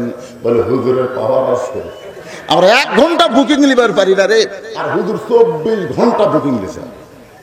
আপনারা বলেন তো হুজুরের পাওয়ার আছে না নাই? আজকে আমাদের পাওয়ার একটু বেশি, আমরা 2টা বিয়ে করবার চাই, পাওয়ার বেশি চাই। আমাদের কোনোদিন ওই ইন্ডিয়ান হারবাল খাওয়া লাগে না। সবাই এখন না কেন লাগে না? একটা মাদ্রাসায় বিয়ে নিজের চোখে দেখবেন 5 বছরের বাচ্চারা পেশাব করে পানি লাই, 5 বছর বাচ্চা পেশাব করে পানি লাই। কিভাবে পেশাব করা লাগবে সে নিয়ম জানে, ওযু করে আল্লাহর কোরআন পড়ে। ছোট্ট অবস্থা থেকে আল্লাহ ওদের পাওয়ার বাড়ায় দিচ্ছে। সুবহানাল্লাহ। আর প্রাইমারির বাচ্চাকে পেশাব করা দেখছেন? আমি আমার এলাকার আজ পর্যন্ত কোন প্রাইমারির ছেলেকে বসে থাকা পেশাব করা দেখিনি। আমার এলাকার পেশাব লাগে, যারা একটু বড় হচ্ছে চেন খুলে মারে, আর যারকে হাফ প্যান্ট পরা থাকে ওই হাফ প্যান্ট তুলে ওই সাইড দিয়ে মারে। আমি একজনকে ধরে বললাম, কে রে বা, ক্লাস কোন ক্লাসে পড়িস? ক্লাস 2 এ পড়ি। তুই বসে পেশাব করে পারিস না? তোদের শিক্ষক তোদের শিখাইলি কিভাবে পেশাব করা লাগে? ও তখন হাসে আর কাছে, চাচা প্রাইমারি পেশাব খানার যায় দেখে আমার সারি খাড়া হয় পেশাব করে, সারি বড় খাড়া হয়ে করে। তাহলে ছোট্টবেলা থেকে যারা দাঁড়ায় পেশাব করে, একটু বড় হলে স্কিন প্যান্ট পরে, যে প্যান্ট পরে বসা যায় না, দাঁড়ায় পেশাব করে। আর দাঁড়ায় পেশাব করলে পেশাব কোনোদিন নিংড়ে না। পেশাব কমপ্লিট করার পরে যন্ত্র যখন ভিতরে ঢুকাছেন লাগায়, টপ টপ করে পেশাব দিয়ে ওই কাপড়টা তার ভিজা যায়। পেশাব দিয়ে কাপড় ভিজা গেলে ওখানে জার পয়দা হয়, ওখানে জীবাণু পয়দা হয়। ওই জীবাণু পেশাবের যন্ত্রে ছিদ্র দিয়ে ভিতরে ঢোকে। কিছুদিন পরে দেখা যায় আগা মোটা গোড়া চিকুন হয়েছে রে যুবক, আর পাওয়ার নাই। ঠিক না? কিন্তু হুজুরের পাওয়ার আছে না নাই? ছোট্টবেলা থেকে পেশাব করে পানি নেয়, ঢিলা ঢালা পায়খানা করে। কোরআনের সঙ্গে সম্পর্ক রাখার জন্য আল্লাহ এদের পাওয়ার বাড়ায় দিয়েছে।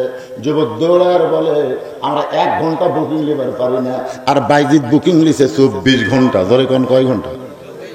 240 দিরহাম নিয়ে তার হাতে দিয়ে বাইজিদ বুস্তামি পতিতার ঘরে ঢুকে। কারণ বাইজিদ জানে পতিতার ঘর কোনোদিন পাক না, আর নাপাক জায়গায় কোনোদিন কিছু আল্লাহকে বলা যাবে নাকি? এক টানে জায়নামাজ বিছায়া ওই জায়নামাজের উপরে বাইজিদ বুস্তামি 2 রাকাত সালাতুল হাজত নামাজের নিয়ত করে বলতেছেন, ইয়া আইয়ুহা, পড়েন যারা পারেন, ইয়া আইয়ুহাল্লাযীনা আমানুস্তাঈনু বিস-সাবরি ওয়াস-সালাহ ইন্নাল্লাহা মা'আস-সাবিরিন। কার মাধ্যমে সাবেন? কার মাধ্যমে? এই যে দেখেন করে বলতেছি, আইয়ুহাল্লাযীনা আমানু, যারা বিশ্বাস স্থাপন করেছে, আস্তাঈনু বিস-সাবরি ওয়াস-সালাহ। নামাজের পরে না, নামাজের মাধ্যমে। আমরা দেখি অনেক জায়গায়, এখানেও আজকে দেখলাম, মনে কষ্ট নিয়ে না, সালাম ফিরানোর পরে আল্লাহ রাসূল অনেক দোয়া পড়েছেন। ঠিক কিনা বলেন?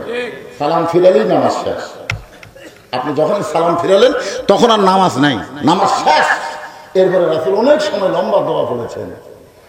আর আমরা সালাম ফিরাই আল্লাহুম্মা আমিন। এই আল্লাহুম্মা আমিনের মধ্যে যে কি করলো ভাই, 1 মিনিট পরে মানে এত ফোর্সক আছে, 2 কান্দে 2 ফেরেশতা কয় আল্লাহ ই কি করলো? দুনিয়ার একটা মানুষের কাছে ভিক্ষা চাবার গেলে ফকির যদি কোনোদিন বলে ভিক্ষে দাও ভিক্ষে দাও ভিক্ষে দাও ভিক্ষে দাও ভিক্ষে দাও, আপনার বলেন তো ভিক্ষা পাবি না পিটুন খাবি? হ্যাঁ, কথাকার ভিক্ষা পাবি না পিটুন খাবি? বরং সুন্দর করে বলতে হবে, মারে মারে আজকে 3 দিন হলে কিন্তু খাইনি মা, ও মা আমার একটু সহযোগিতা করো মা। সুন্দর করে বলার কারণে দেখবেন পাষাণ হৃদয়ের দরজা খুলে ওই ফকিরকে ভিক্ষা দেয়। আল্লাহ বলে, বান্দারে মোনাজাত একটা ইবাদত, ওই ইবাদতে চোখের পানি নিয়ে লম্বা করে আমার কাছে চা, আমি আল্লাহ তাআলা রহমতের দরজা খুলে তোর গলায় হেদায়েতের মালা পরায়া দিব। চাওয়ার একটা সাইদ আছে না, নাই জোরে আছে না? নাই? ইয়া আইয়ুহাল্লাযীনা আমানুস্তাঈনু বিস-সাবরি ওয়াস-সালাহ ইন্নাল্লাহা মা'আস-সাবিরিন।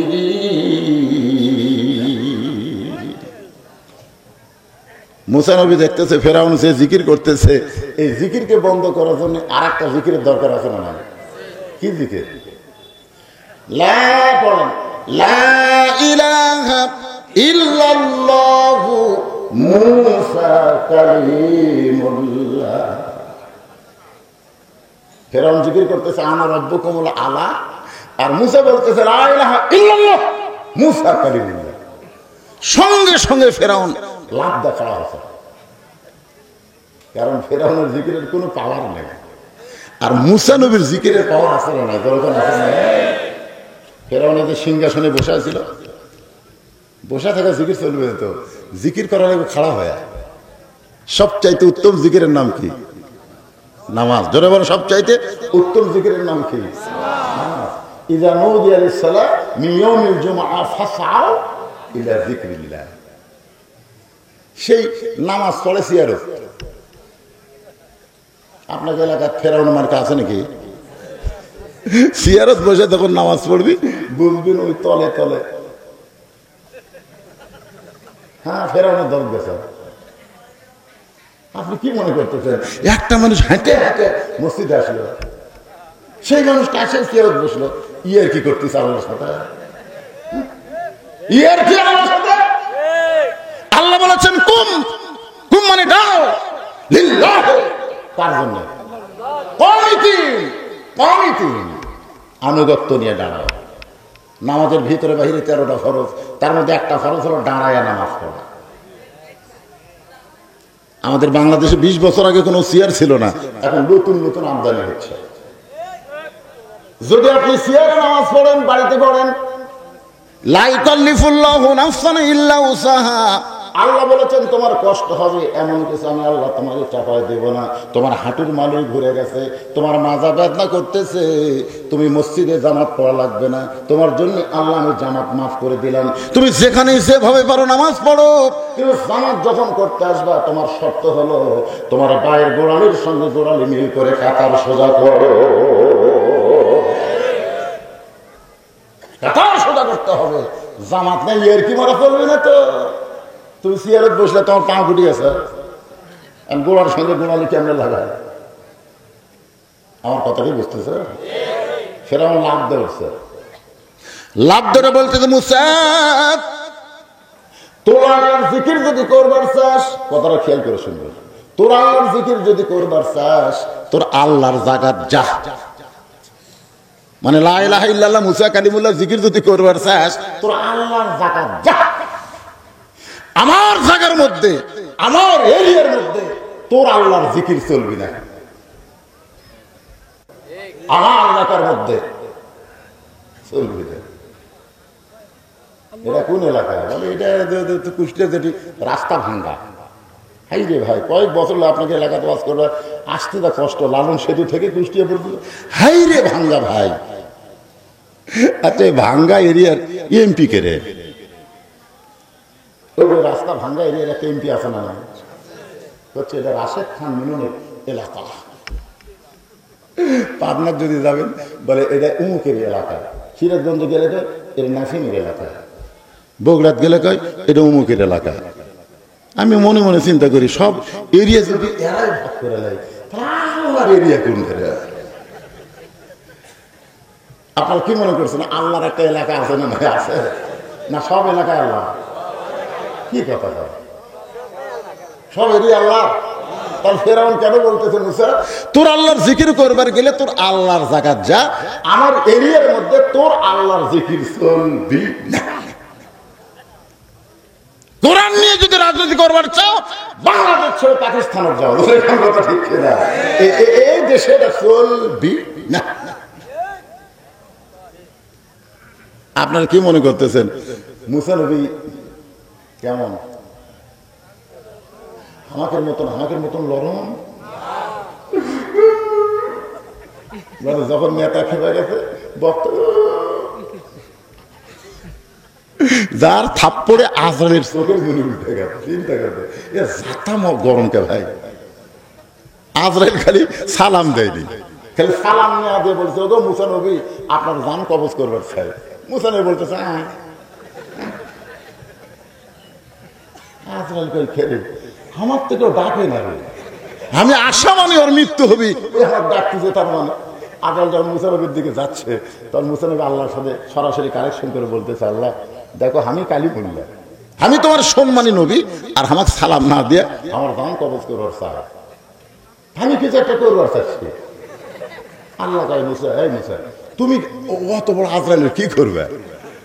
মুসা বলতেছে আল্লাহ তুমি কি মনে করতাম বোকা, আমি কাম কর্ম তোমাকে নিয়ে ওই যখন আমার কাছে আসবি বিসমিল্লাহ কয়েকটা চল মারবো, বিসমিল্লাহ তুমি আসো তোমার নিয়ে চল মারবো, যদি না লাগে বুঝবো তোমার পাওয়ার কম, এখন তুমি কি করবে? হায় হায় সর্বনাশ, বিসমিল্লাহ কয়ে বিসমিল্লাহ বিসমিল্লাহ ছাড়া কোনো কাম করা যাবে? যে আজের কাছে এসে মুসা তো খাটো আজরাইল বড়, বিসমিল্লাহ কয়ে মারছে, আল্লাহ হাত লম্বা করে কান সারা বসা দিছে, এত সত্যি ভাই চোখের মনে উঠে না। সেই মুসাকে ফেরাউন বলতেছে তোর আল্লাহর জিকির যদি করবার চাস তোর আল্লাহর জায়গা যা। মুসা বলতেছে আল্লাহ তোমার দেখতে আসে যা দেখতেছি আমার কলজার মধ্যে কিন্তু আগুন ধরিছে, আমি কিন্তু কিছু একটা করবার চাই। আল্লাহ বলতেছেন উদউ ইলা সাবিলি রাব্বিকা বিল হিকমা, মুসা আমি তোমাকে যুদ্ধ করার জন্য পাঠাই না, আমি তোমাকে পাঠাইছি দাওয়াত দেওয়ার জন্য। হিকমতের সাথে ফেরাউনকে দাওয়াত দাও। আজকে আমাদের বাংলাদেশে ফেরাউনি রাজত্বে আমাদেরকে দাওয়াত দিতে হবে হিকমতের সাথে। যেরকম কার সাথে ডাইরেক্ট বলার সুযোগ নাই, এই জন্য একটু মনোযোগ দিয়ে শুনবেন মুসা নবীর হিকমতটা কেমন। ফেরাউন শুনতেছেন? এ মনোযোগ দিয়ে শোনা লাগবে, খুব মনোযোগ। বুড়ে মরে গেলে কিন্তু আর পাবেন না, হয়তো এটা আমার জীবনে শেষ হতে পারে। ফেরাউন তুই যে আল্লাহর দাবি করতেছিস তুই কি খাস? খাস খাস কারণ আল্লাহ তো খায় না, আল্লাহ খাওয়ায়। যেরকম আল্লাহ ওমা মিন দাব্বাতিন ফিল আরদি ইল্লা আলাল্লাহি রিজকুহা, পৃথিবীতে এমন কোন বিচরণশীল প্রাণী নাই যার রিজিকের ব্যবস্থা আল্লাহ করেনি। এখন মুসা নবী হিকমত, এটা হচ্ছে হিকমত। তুমি তো আল্লাহর দাবি করতেছো, তুমি কি খাও? তখন সাইড থেকে প্রধানমন্ত্রী, ফেরাউনের একটা প্রধানমন্ত্রী আছিল, তার নাম হলো হামান। যেরকম তার নাম কি হামান, সাইড থেকে বলতেছে আমার আল্লাহ খায়। ফেরাউন করছে, ফেরাউন জানে এই শালাই আমাকে নষ্ট করছে। ফেরাউন কিন্তু এত খারাপ আছিল না, ফেরাউনকে খারাপ করছে কে? এ কথা শোনেন না, সহযোগী লাগে এ হামান। কারণ হামান জানে মেম্বার হওয়ার ভোট হামান নাই। হামান কিন্তু জানে আমি একটা মেম্বার যে সমাজের হমু সেই ভোটে হামান নাই, বিনা ভোটে এমপি মন্ত্রী হয়ে এর কি যা মশলা আছে ভাই। আপনাকে রাশেদ খান মেনন জীবনে মেম্বার হবে, এলাকার একটা মেম্বার, ওই মন্ত্রী হয়ে কি হলু রে।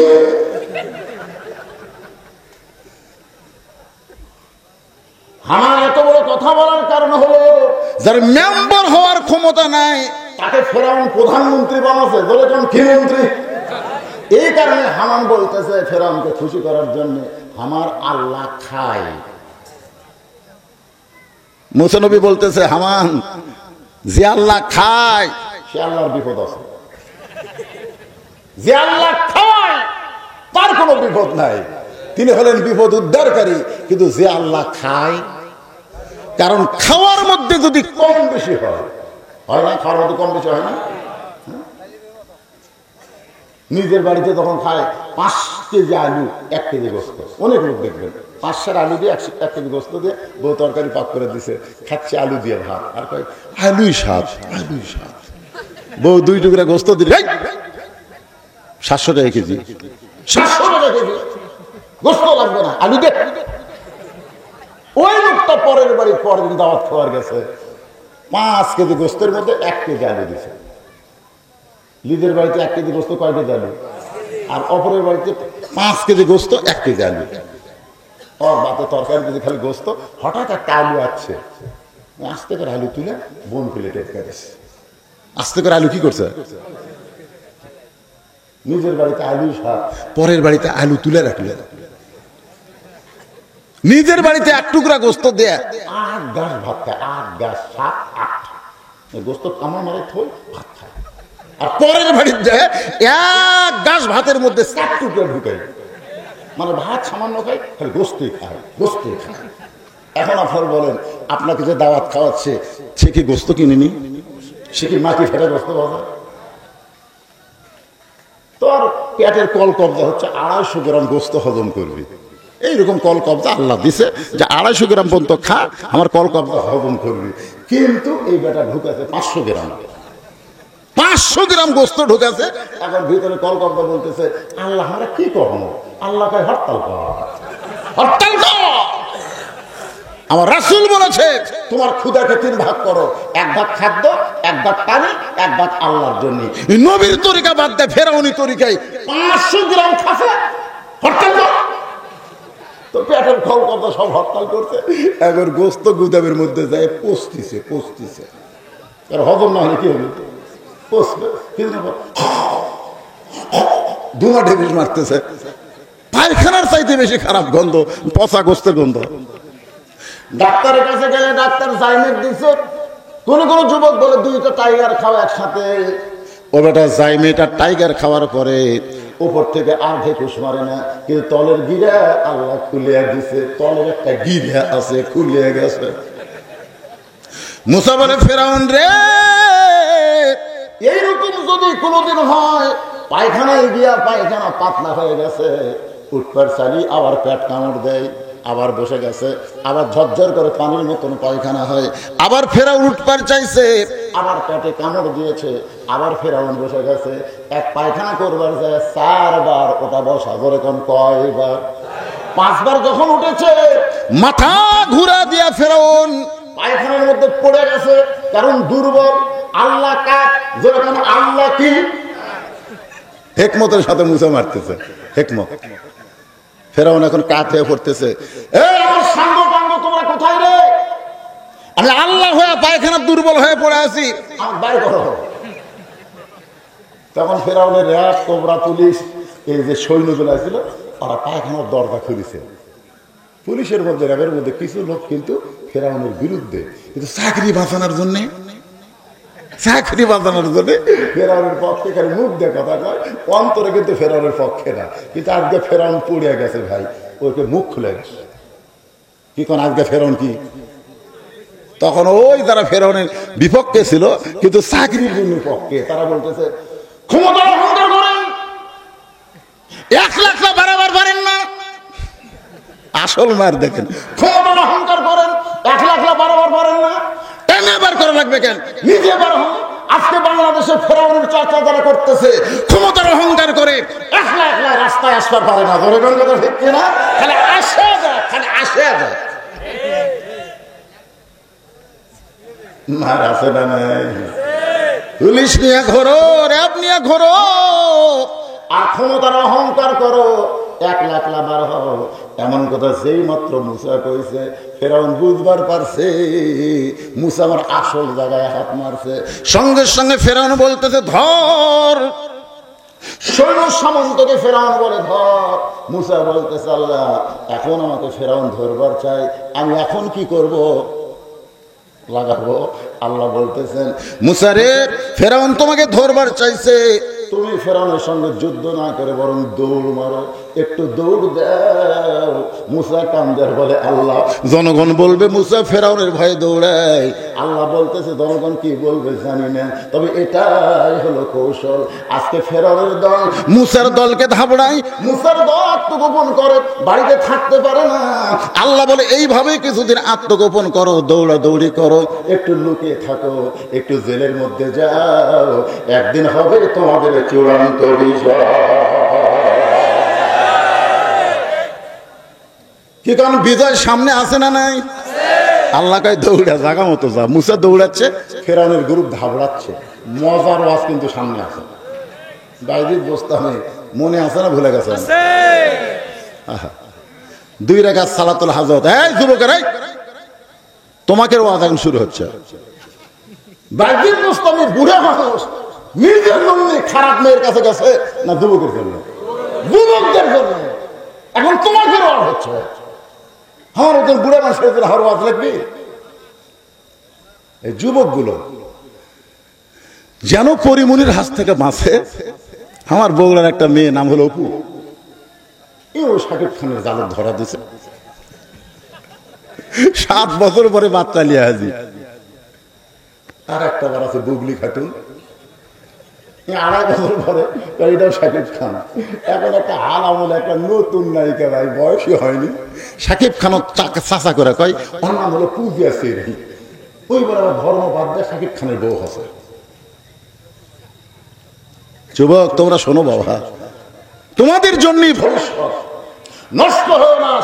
সত্যপথ আসতে গেলে কি করণীয়? বাইজিদ বোস্তামি ওই খারাপ মেয়েটার ঘরে 240 দিরহাম হাতত জমা দিয়ে 24 ঘন্টার বুকিং লিখে যায় নামাজ বিছাইছে। কারণ আল্লাহর কাছে কিছু বলবার গেলে কয়েকটা জিনিস পাক হওয়া লাগবে। ধরে কোন কয় জিনিস, কয়টা পাক আছে না? না, 1 নম্বর হলো শরীর পাক, ধরে কোন কি পাক? 2 নম্বর হলো কাপড় পাক, 2 নম্বর কি পাক? 3 নম্বর হলো নামাজের। তাহলে ওই পতিতার ঘর পাক না না পাক? বাইজিদের শরীর পাক, কাপড় পাক, কিন্তু যেই জায়গায় আল্লাহর কাছে রোনাজারি করবে, কান্নাকাটি করবে, ওই জায়গাটা নাপাক। ওই নাপাক জায়গা পাক করার জন্য বাইজিদ বোস্তামি যায় নামাজ বিছায় দিলে। এখন যায় নামাজ বিছায় 2 রাকাত সালাতুল হাজত। নামাজের ভিতরেই বাইরে না, নামাজের ভিতরে মোনাজাত আছে না? না পড়েন সূরা ফাতিহা, একটু আমার সঙ্গে পড়েন। আলহামদুলিল্লাহি রাব্বিল আলামিন আর রহমানির রহিম মালিকি ইয়াউমিদ্দিন। এইটুকু আমরা আল্লাহর প্রশংসা করলাম, কারণ আমরা তো আল্লাহর কাছে চাবো, তার আগে আল্লাহ কিছু দেওয়া লাগবে না? একটা চেয়ারম্যানের কাছ থেকে আপনি 1 টন চাউল চালিয়ে পাবেন? সব অন্য শুধু 1 টন চাউল দেন, চেয়ারম্যানকে হাত টাকা পড়ছে। আর যদি বলেন মাননীয় চেয়ারম্যান সাহেব, আপনার জন্য আমরা কত কষ্ট করেছি, আপনাকে ভোটে বিজয়ী করে দিয়েছি, সামনে আবার নির্বাচন আসবে, আপনাকে আমরা এমপি বানাবো, এরকম তারিফ করার পরে যদি 1 টন চাউল দেন, চেয়ারম্যানকে 2 টন দিলাম। একটা নেতার কাছ থেকে কিছু নিবার গেলে নেতার আগে তারিফ করে তার কাছে চাইতে হয়। আমার আল্লাহর আগে তারিফ করলাম, আমরা আমার আল্লাহর প্রশংসা করলাম, আল্লাহর দয়ার কথা বললাম, মালিক ইয়াউমিদ মানে শেষ দিনের মহান বিচারপতি তিনি। এরপরে আমাদের শুরু হলো কি? ইয়া পড়েন, ইয়াকা না'বুদু ওয়া ইয়াকা নাস্তাঈন ইহদিনাস সিরাতাল মুস্তাকিম। বাইজিদ বোস্তামি বলতেছে, আল্লাহ আমি যদি বাইরে যুবকদেরকে বলি, ও যুবকেরা তোমরা খারাপ মেয়ের কাছে যাইও না, আমি একটা যুবককে বলতে গেলে আর একটা যুবক ঢুকে যাবে। কারণ যুবকের সংখ্যা কম না বেশি? বেশি। 100 জন ধরেন, 100 জন একজনকে বলতেছে, বাবা ওই খারাপ মেয়ের কাছে যাস না রে, এক বুঝাতে বুঝাতে আর একজন। তাহলে 100 জন যুবককে বুঝাতে আমি পারবো না। এই জন্য বাহিরের যুবকদেরকে আমি দাওয়াত দেই নাই, আমি বাইরে ঢুকেছি হেড অফিস। যেরকম কি অফিস? হেড অফিস বোঝেন? মা মারে, মা যদি ভালো হয়, এই মেয়ে যদি ভালো হয়, এই মেয়ে একদিন মা হবে, আর মা যদি ভালো হয় পেটের সন্তান আল্লাহর ওলি হবে। ধরে কোন ঠিক কি? উম্মুল খায়ের ফাতেমার নাম শোনেন না আপনারা? ওনার একটা 4 বছরের বাচ্চা আছে, এটা হাদিস না কোরআন না, এটা একটা সহি গল্প। 4 বছরের বাচ্চা না আব্দুল কাদের, মাদ্রাসা ভর্তি করে দিছে যে আমার ছেলে যেন কোরআন হাফেজ আলেম হয়। প্রত্যেকটা বাপ মারা চায় সন্তান হাফেজ আলেম হোক, ঠিক করে। আমার তো আল্লাহ ছেলে দেয়নি। আমার খুব নিয়ত ছিল যে একটা ছেলে হলে বাবা ওরে আমি হাফেজ বানাতাম। আমি সেই জন্য ছেলে যখন হলো না, তখন আমি একটা মসজিদ মাদ্রাসা এতিমখানা নির্মাণ করলাম যে আমার ছেলে না হোক, অনেকে এতিম সন্তানকে লালন পালন করবো, তারা হাফেজ হবে। এ পর্যন্ত আমার এই মাদ্রাসা থেকে 29টা এতিম ছেলে হাফেজ আছে। ওরা সবাই আমার আব্বা করে ডাকে, আর কলজল করে। তো নিয়ত করলাম, তো আমার একটা মেয়ে আছে 9 বছর বয়স, ওরা আবার ভর্তি করে দিয়েছে হাফেজি মাদ্রাসায়, তানজিবুল উলুম মাদ্রাসা। মেয়েটা আমার এখন কোরআন হেফজও করতেছে। এরপরও বাংলাদেশে কিছু কিছু লোক হাফেজি মাদ্রাসার বিরুদ্ধে কথা বলতেছে। জোরেকার কথা ঠিক কিনা? আমি আশ্চর্য হয়ে যাই। আমার মাদ্রাসার হুজুরকে আমি বলেছি মারেন মারেন, জায়গা মতো মারেন, অজাগার জন্য মারেন না, কারণ মারের একটা জায়গা নেই, ওই জায়গার মারা যাবে। ছেলের ভয় দুষ্টামি করবে না, একটু দুষ্ট হয়। আব্দুল কাদের 4 বছরের বাচ্চাকে ওস্তাদ পরের দিন সকালবেলায় বলতেছে আলিফ, কি কায়দা কায়দা আলিফ, সঙ্গে সঙ্গে আব্দুল কাদের লাম মিম যালিকাল কিতাবুল লা রাইবা ফীহি হুদাল লিল মুত্তাকিন আল্লাযীনা ইউমিনুনা বিল গায়বি ওয়া ইউকিমুনাস সালাত ওয়া মিম্মা রাযাকনাহুম ইউনফিকুন। ওস্তাদ মারছে দৌড়, ওস্তাদ বসে কায়দা নিয়ে মারছে দৌড়। ছাত্র শিক্ষক বলে হুজুর দৌড়েন কেন? আলিফ বলার পরে বা বলবি, আলিফ বা, ওই আলিফ না কয়ে লাম মিম কয়ে যে শুরু করছে, ওই তো আর থামে না, খালি ঝুঁকতেছে আর মারতেছে। আমাদের মাসায় দেখবেন একটা ঝোঁক আছে একদম। ইযা যুকিরাল্লাহু ওয়াজিলাত কুলুবুহুম ওয়া ইযা তুলিয়াত আলাইহিম আয়াতুহু যাদাতুহুম ঈমানান ওয়া আলা রাব্বিহিম ইয়াতাওয়াক্কালুন।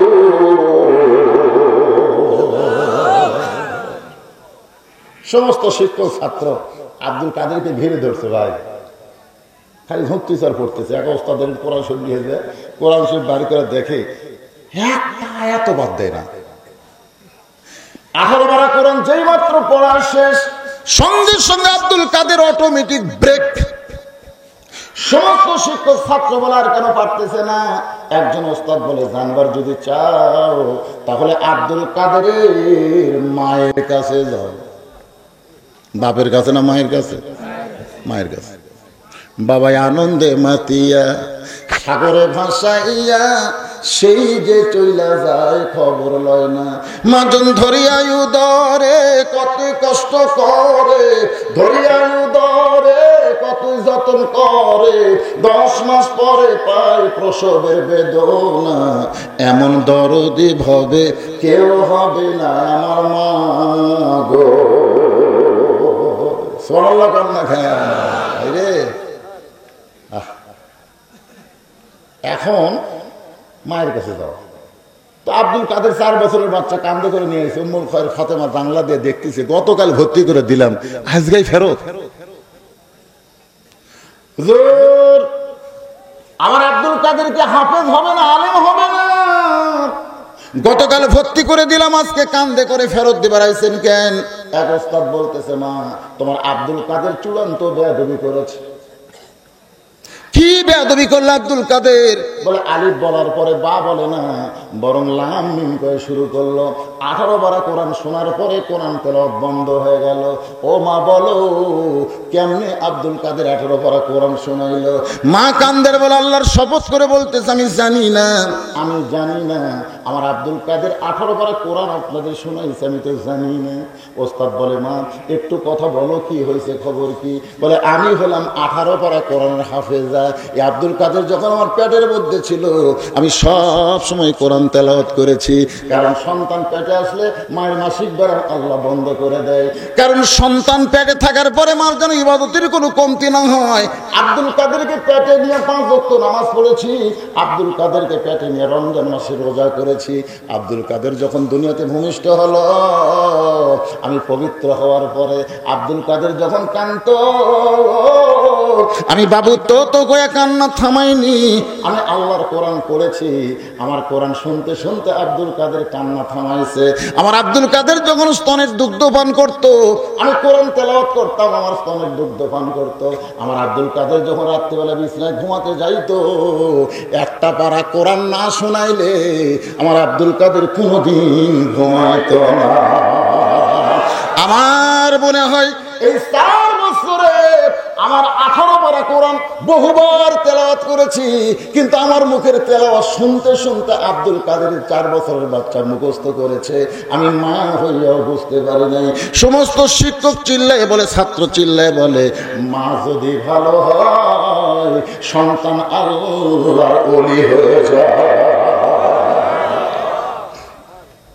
মা যদি ভালো হয় হাসান হোসাইন হয়, জোরে কোন কথা ঠিক কিনা? মা যদি খারাপ হয় ইয়াজিদ হয়। আপনারা তো ঠিক ঠিক বলেন। একটা কথা আপনার কাছে জানবার চাচ্ছি, আচ্ছা হাসান হোসাইনের মায়ের নাম কি? এই জোরে কোন মায়ের নাম কি? ইয়াজিদের মায়ের নাম কি? কথা কয় না। এই জানি না করলে কি হবে? ইয়াজিদের মায়ের নাম কি? সবাই জানি না। ইয়াজিদের মায়ের নাম কি? আরে জোরে জোরসে বলুন। আজকে শোনেন, আজকে শোনেন ইয়াজিদ এর মায়ের নাম কি? ইয়াজিদ যে এরকম হলো ওর পিছনে একটা কারণ নেই। হ্যাঁ, ইয়াজিদের মায়ের নাম হলো লাইসা। জোরেকার নাম কি? লাইসা বিনতে সাইবাহ। ইয়াজিদের নানার নাম হলো সাইবাহ। ইয়াজিদের নানার নাম কি? ইয়াজিদের দাদার নাম কি জানেন না? আবু সুফিয়ান। ইয়াজিদের দাদার নাম কি? আবু সুফিয়ান। আচ্ছা ইয়াজিদের দাদির নাম কি? এই কবার চাই আবার কয় না, তার নাম কি? কোন নবীর চাচার কলজা চাপে খাচ্ছে, তার নাম জানেন আপনারা? এখন দেখেন এই ধারা, দেখেন হোসাইনের ধারা আর ইয়াজিদের ধারা। ধারাটা তো দেখতে হবে ভাইরে। বাপের কোনো দোষ নাই, মা বিয়ার কোনো দোষ নাই, সে কাতে বহি আল্লাহ নবীর সাহাবী সুবহানাল্লাহ। এই মাঝখানে ওটা বসে শুরু হলো। মুরব্বী কি খবর বাবা? বসে। কি কষ্ট হচ্ছে? মন খারাপ করতেছে? একটু মনোযোগ দিয়ে শোনেন। আমার মায়েরা যারা পর্দার অন্তর আছে সেই মায়েদের জন্য বলতেছি, মা একটু মনোযোগ দিয়ে শুনবেন। 4টা মিনিট একটু মায়েদের ওয়াজ করার দরকার আছে না নাই? ওরা হয়তো আবার চিন্তা করবে হুজুর কি এক ওয়াজ ধরলো, আমাদের কোনো ওয়াজ করতেছে না। গভীর রাত্রে খাদিজাতুল কুবরা আল্লাহ নবীর ডান হাত কোনা বুকের মধ্যে নিয়ে কাঁদতেছে। রাসূল বলে খাদিজা কাঁদেন কেন? বলে কান্দার কারণ হলো যে কোনো সময় আমার মৃত্যু হবে, আমি মরে যাব, আমার জন্য কি কোনো খুশির খবর নেই? রাসূল বলে খাদিজা আপনার জন্য খুশির খবর হলো আপনি 1 নম্বর জান্নাতি। এই দুনিয়াতে 10 জন পুরুষকে আল্লাহ জান্নাতের সার্টিফিকেট দিয়েছে, তার মধ্যে 1 নম্বর হলো আবু বকর। নারীদের 10 জনকে আল্লাহ জান্নাতের সার্টিফিকেট দিয়েছে, তার মধ্যে 1 নম্বর হলো খাদিজাতুল কুবরা। মা খাদিজা সেই খুশি, দাঁড়ায় খালি মুসকি মুসকি হাসতেছে। রাসূল বলে খাদিজা হাসো কেন? বলে 1 নম্বর জান্নাতি, এই জন্যই খুশি লাগতেছে। আল্লাহ নবী বললেন খাদিজা আপনি 1 নম্বর জান্নাতে হয়েছেন ঠিক আছে, কিন্তু আপনি জান্নাতি নারীদের নেত্রী হতে পারবেন না। জান্নাতি নারীদের নেত্রী হবে আপনার কলিজার টুকরা মা ফাতেমা। সঙ্গে সঙ্গে মা খাদিজা চুপ করে বসে গেছে। রাসূল কই বসলেন কেন? মন খারাপ? বলে মন খারাপ হবে না, মন খারাপ তো হবে। আমাকে আল্লাহ 1 নম্বর নম্বর জান্নাত দিবে, আর ফাতেমাকে খাতুনে জান্নাত বানাবে। বরং ফাতেমাকে আল্লাহ 1 নম্বরে জান্নাত দেয়, আর আমার জান্নাতের নেত্রী বানাবে। আল্লাহ রাসূল বলেন, খাদিজা, দেওয়ার মালিক আল্লাহ, আমি খালি ঘোষণা করলাম। সঙ্গে সঙ্গে খাদিজা বলতেছেন, ইয়া রাসূলুল্লাহ, কোন আমলের কারণে আমি খাদিজাকে বাদ দিয়া আল্লাহ ফাতেমাকে খাতুনে জান্নাত ডিগ্রি দিল, এটা যতক্ষণ আপনি না বলবেন ততক্ষণ আমি খাদিজা আপনার হাত ছাড়ব। এভাবে নবীর হাত ধরে বললেন, কোন আমলের কারণে আমাকে বাদ দিয়ে আল্লাহ ফাতেমাকে খাতুনে জান্নাত ডিগ্রি দিল, না বলা পর্যন্ত আপনার হাত ছাড়বো না। আপনার বলেন তো, খাদিজা নবীর হাত ধরেছে, এই অবস্থা পুরুষ মানুষের জন্য না হোক, মেয়েদের জন্য শোনা দরকার আছে না নাই? বাইজিদ বোস্তায় বলতেছেন, আল্লাহ, এই মেয়েটার ঘরের মধ্যে ঢুকেছে, আল্লাহ, এই মেয়েটা যদি ভালো হয়ে যায় তাহলে বাইরের যুবকগুলো এমনি ভালো হবে। বাংলাদেশের সমস্ত মেয়েরা যদি পর্দা গ্রহণ করে, আমাদের একটা ছেলেরাও কিন্তু খারাপ থাকবে না। বলে গান কথা ঠিক না? সমস্ত মেয়েরা যদি আল্লাহর হুকুম পালন করে, অকরনা ফি বুয়ুতিকুন্না ওয়ালা তাবাররুজনা তাবাররুজাল জাহিলিয়াতিল উলা, রে মেয়েরা, তোমরা ঘরের মধ্যে থাকো, ঘরের বাইরে হয়ো না। কোন প্রয়োজন যদি ঘরের বাইরে হও, তাহলে হেজাব নিয়ে, পর্দা নিয়ে বের হবে। ওই জাহেলি যুগের মেয়েদের মতন সাজগোজ করে বের হওয়ার কোনো পারমিশন নাই। এই হুকুম কার? বাইজিদ কাঁদতেছে আল্লাহর কাছে। নামাজের মধ্যে 2 রাকাত নামাজ শেষ, বাইজিদ নামাজ শেষ করে সালাম ফিরাই দেখতেছে মেয়েটা খালি শাস্তেছে। 240 দিরহাম পাশে কয় ঘন্টার জন্য? একটু মনে থন, কয় ঘন্টা? তো এখন মেয়েটা শাস্তেছে এই কারণে যে আমাদের টাকাগুলো তো হালাল করা লাগবে, সেই সাদা শাস্তেছে। আর বাইজিদ বসতে বলতেছে, কি হলো? নামাজের মধ্যে এত কান্দাকাটি করলাম, কিন্তু পরিবর্তন তো কিছু দেখতেছি না। কি হলো রে? নামাজ দিয়ে কি তাহলে মেয়েটা ভালো হবে না? আপনাদের কি মনে হয়, বাংলাদেশে নামাজ দিয়া বাংলার মানুষ ভালো হবে? হবে? কোন মানুষ? মনে করেন এশার নামাজ পড়েনি, ফজর আগে মরছে, আমরা সমস্ত মানুষ নামাজি, তার জানাজা যে দোয়া করলাম, আল্লাহ, লোকটা এশার নামাজ ইচ্ছা করে পড়েনি, ফজর আগে মরে গেল, আল্লাহ তুমি তাকে জান্নাত দিও। আল্লাহ, এই দোয়া যারা করবি, আল্লাহ তারকে আমল নামায় 1 হুকবা পরিমাণ পাপ দিবি। 1 হুকবা পরিমাণ পাপ দিবি। তোরা জানিস না, লা সালাতা লা দিনা, যে নামাজ নয় তার কোনো ধর্ম নয়। বাইনাল আবদ ওয়াল কুফরি তারকুস সালাত, বান্দা কাফেরের মধ্যে পৃথক করার জিনিসটার নামই হলো নামাজ। যে দেখায় সে নামাজ পড়ে নাই, এই কাফের হয়ে মরে গেছে। তোর কি হয়ে মরে গেছে? এ কথা কর না কেন, কি হয়ে মরছে? আর কাফের জন্য তোরা দোয়া করতেছিস? নামাজ দিয়ে শোনেন, বাইজিদ গোস্তামি নামাজ শেষ করে দেখলেন মেয়েটার কোনো পরিবর্তন হয় নাই, মেয়েটা খালি শাস্তি হয়েছে। এমন সময় বাইজিদ দেখলেন শেষ অস্ত্র, যার নাম হলো আল্লাহর কোরআন, নিয়ে গেছে। কয়লা? ডান কান দেখি, আমার কথা দিয়ে ডান কান দেখি, আর ডান বুকে 11 সালে হজ করতে গেলাম, আমার সাথে এক হাজি কাবা ঘর শোয়ার জন্য খালি কুনার ঘুতা মারে, মানে ভিড় তো, কিন্তু কাবা ঘর এরকম হাত দিয়ে ছুঁয়ে চুমা খাবে, কিন্তু ভিড়ের কারণে খালি কুনার ঘুতা মারে, আর লোকজন সরে যায়। ঘুতে খেলে কে থাকে? কোন তো ওই সবাইকে সরে দিয়ে কাবা ঘর এরকম ধরে চুমা খায়। হুজুর, আপনি একটা বারো কাবা ঘর চুমা খেলেন না, যে মানুষের ভিড় ভাই, এই ভিড়ের মধ্যে আমি কাবা ঘরের কাছে কেমনে যাই? বলে হুজুর কুনাতে ঘুতে পারবেন। আমি বললাম, তুমি কিভাবে মারো? আমি যখনই ভিড় দেখি,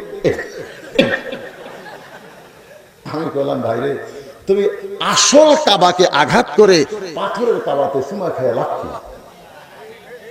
যেই বলেছে তুমি আসল কাবাকে আঘাত করে পাথরের কাবাতে চুমা খেয়ে লাভ কি? লোকটা আমাকে বলো, হুজুর আসল কাবা কোনটা, পাথরের কাবা কোনটা? আমি বললাম, যেইটারে চুমা দিলে সেইটা হলো পাথরের কাবা, আর যারে ঘুতে দিলে সেইটা হলো আসল কাবা। জীবনে কোনদিন মেয়েটা শোনে নাই এত সুন্দর গান, আমার আল্লাহর কোরআন। মেয়েটার কানের মধ্যে ঢুকে গেছে।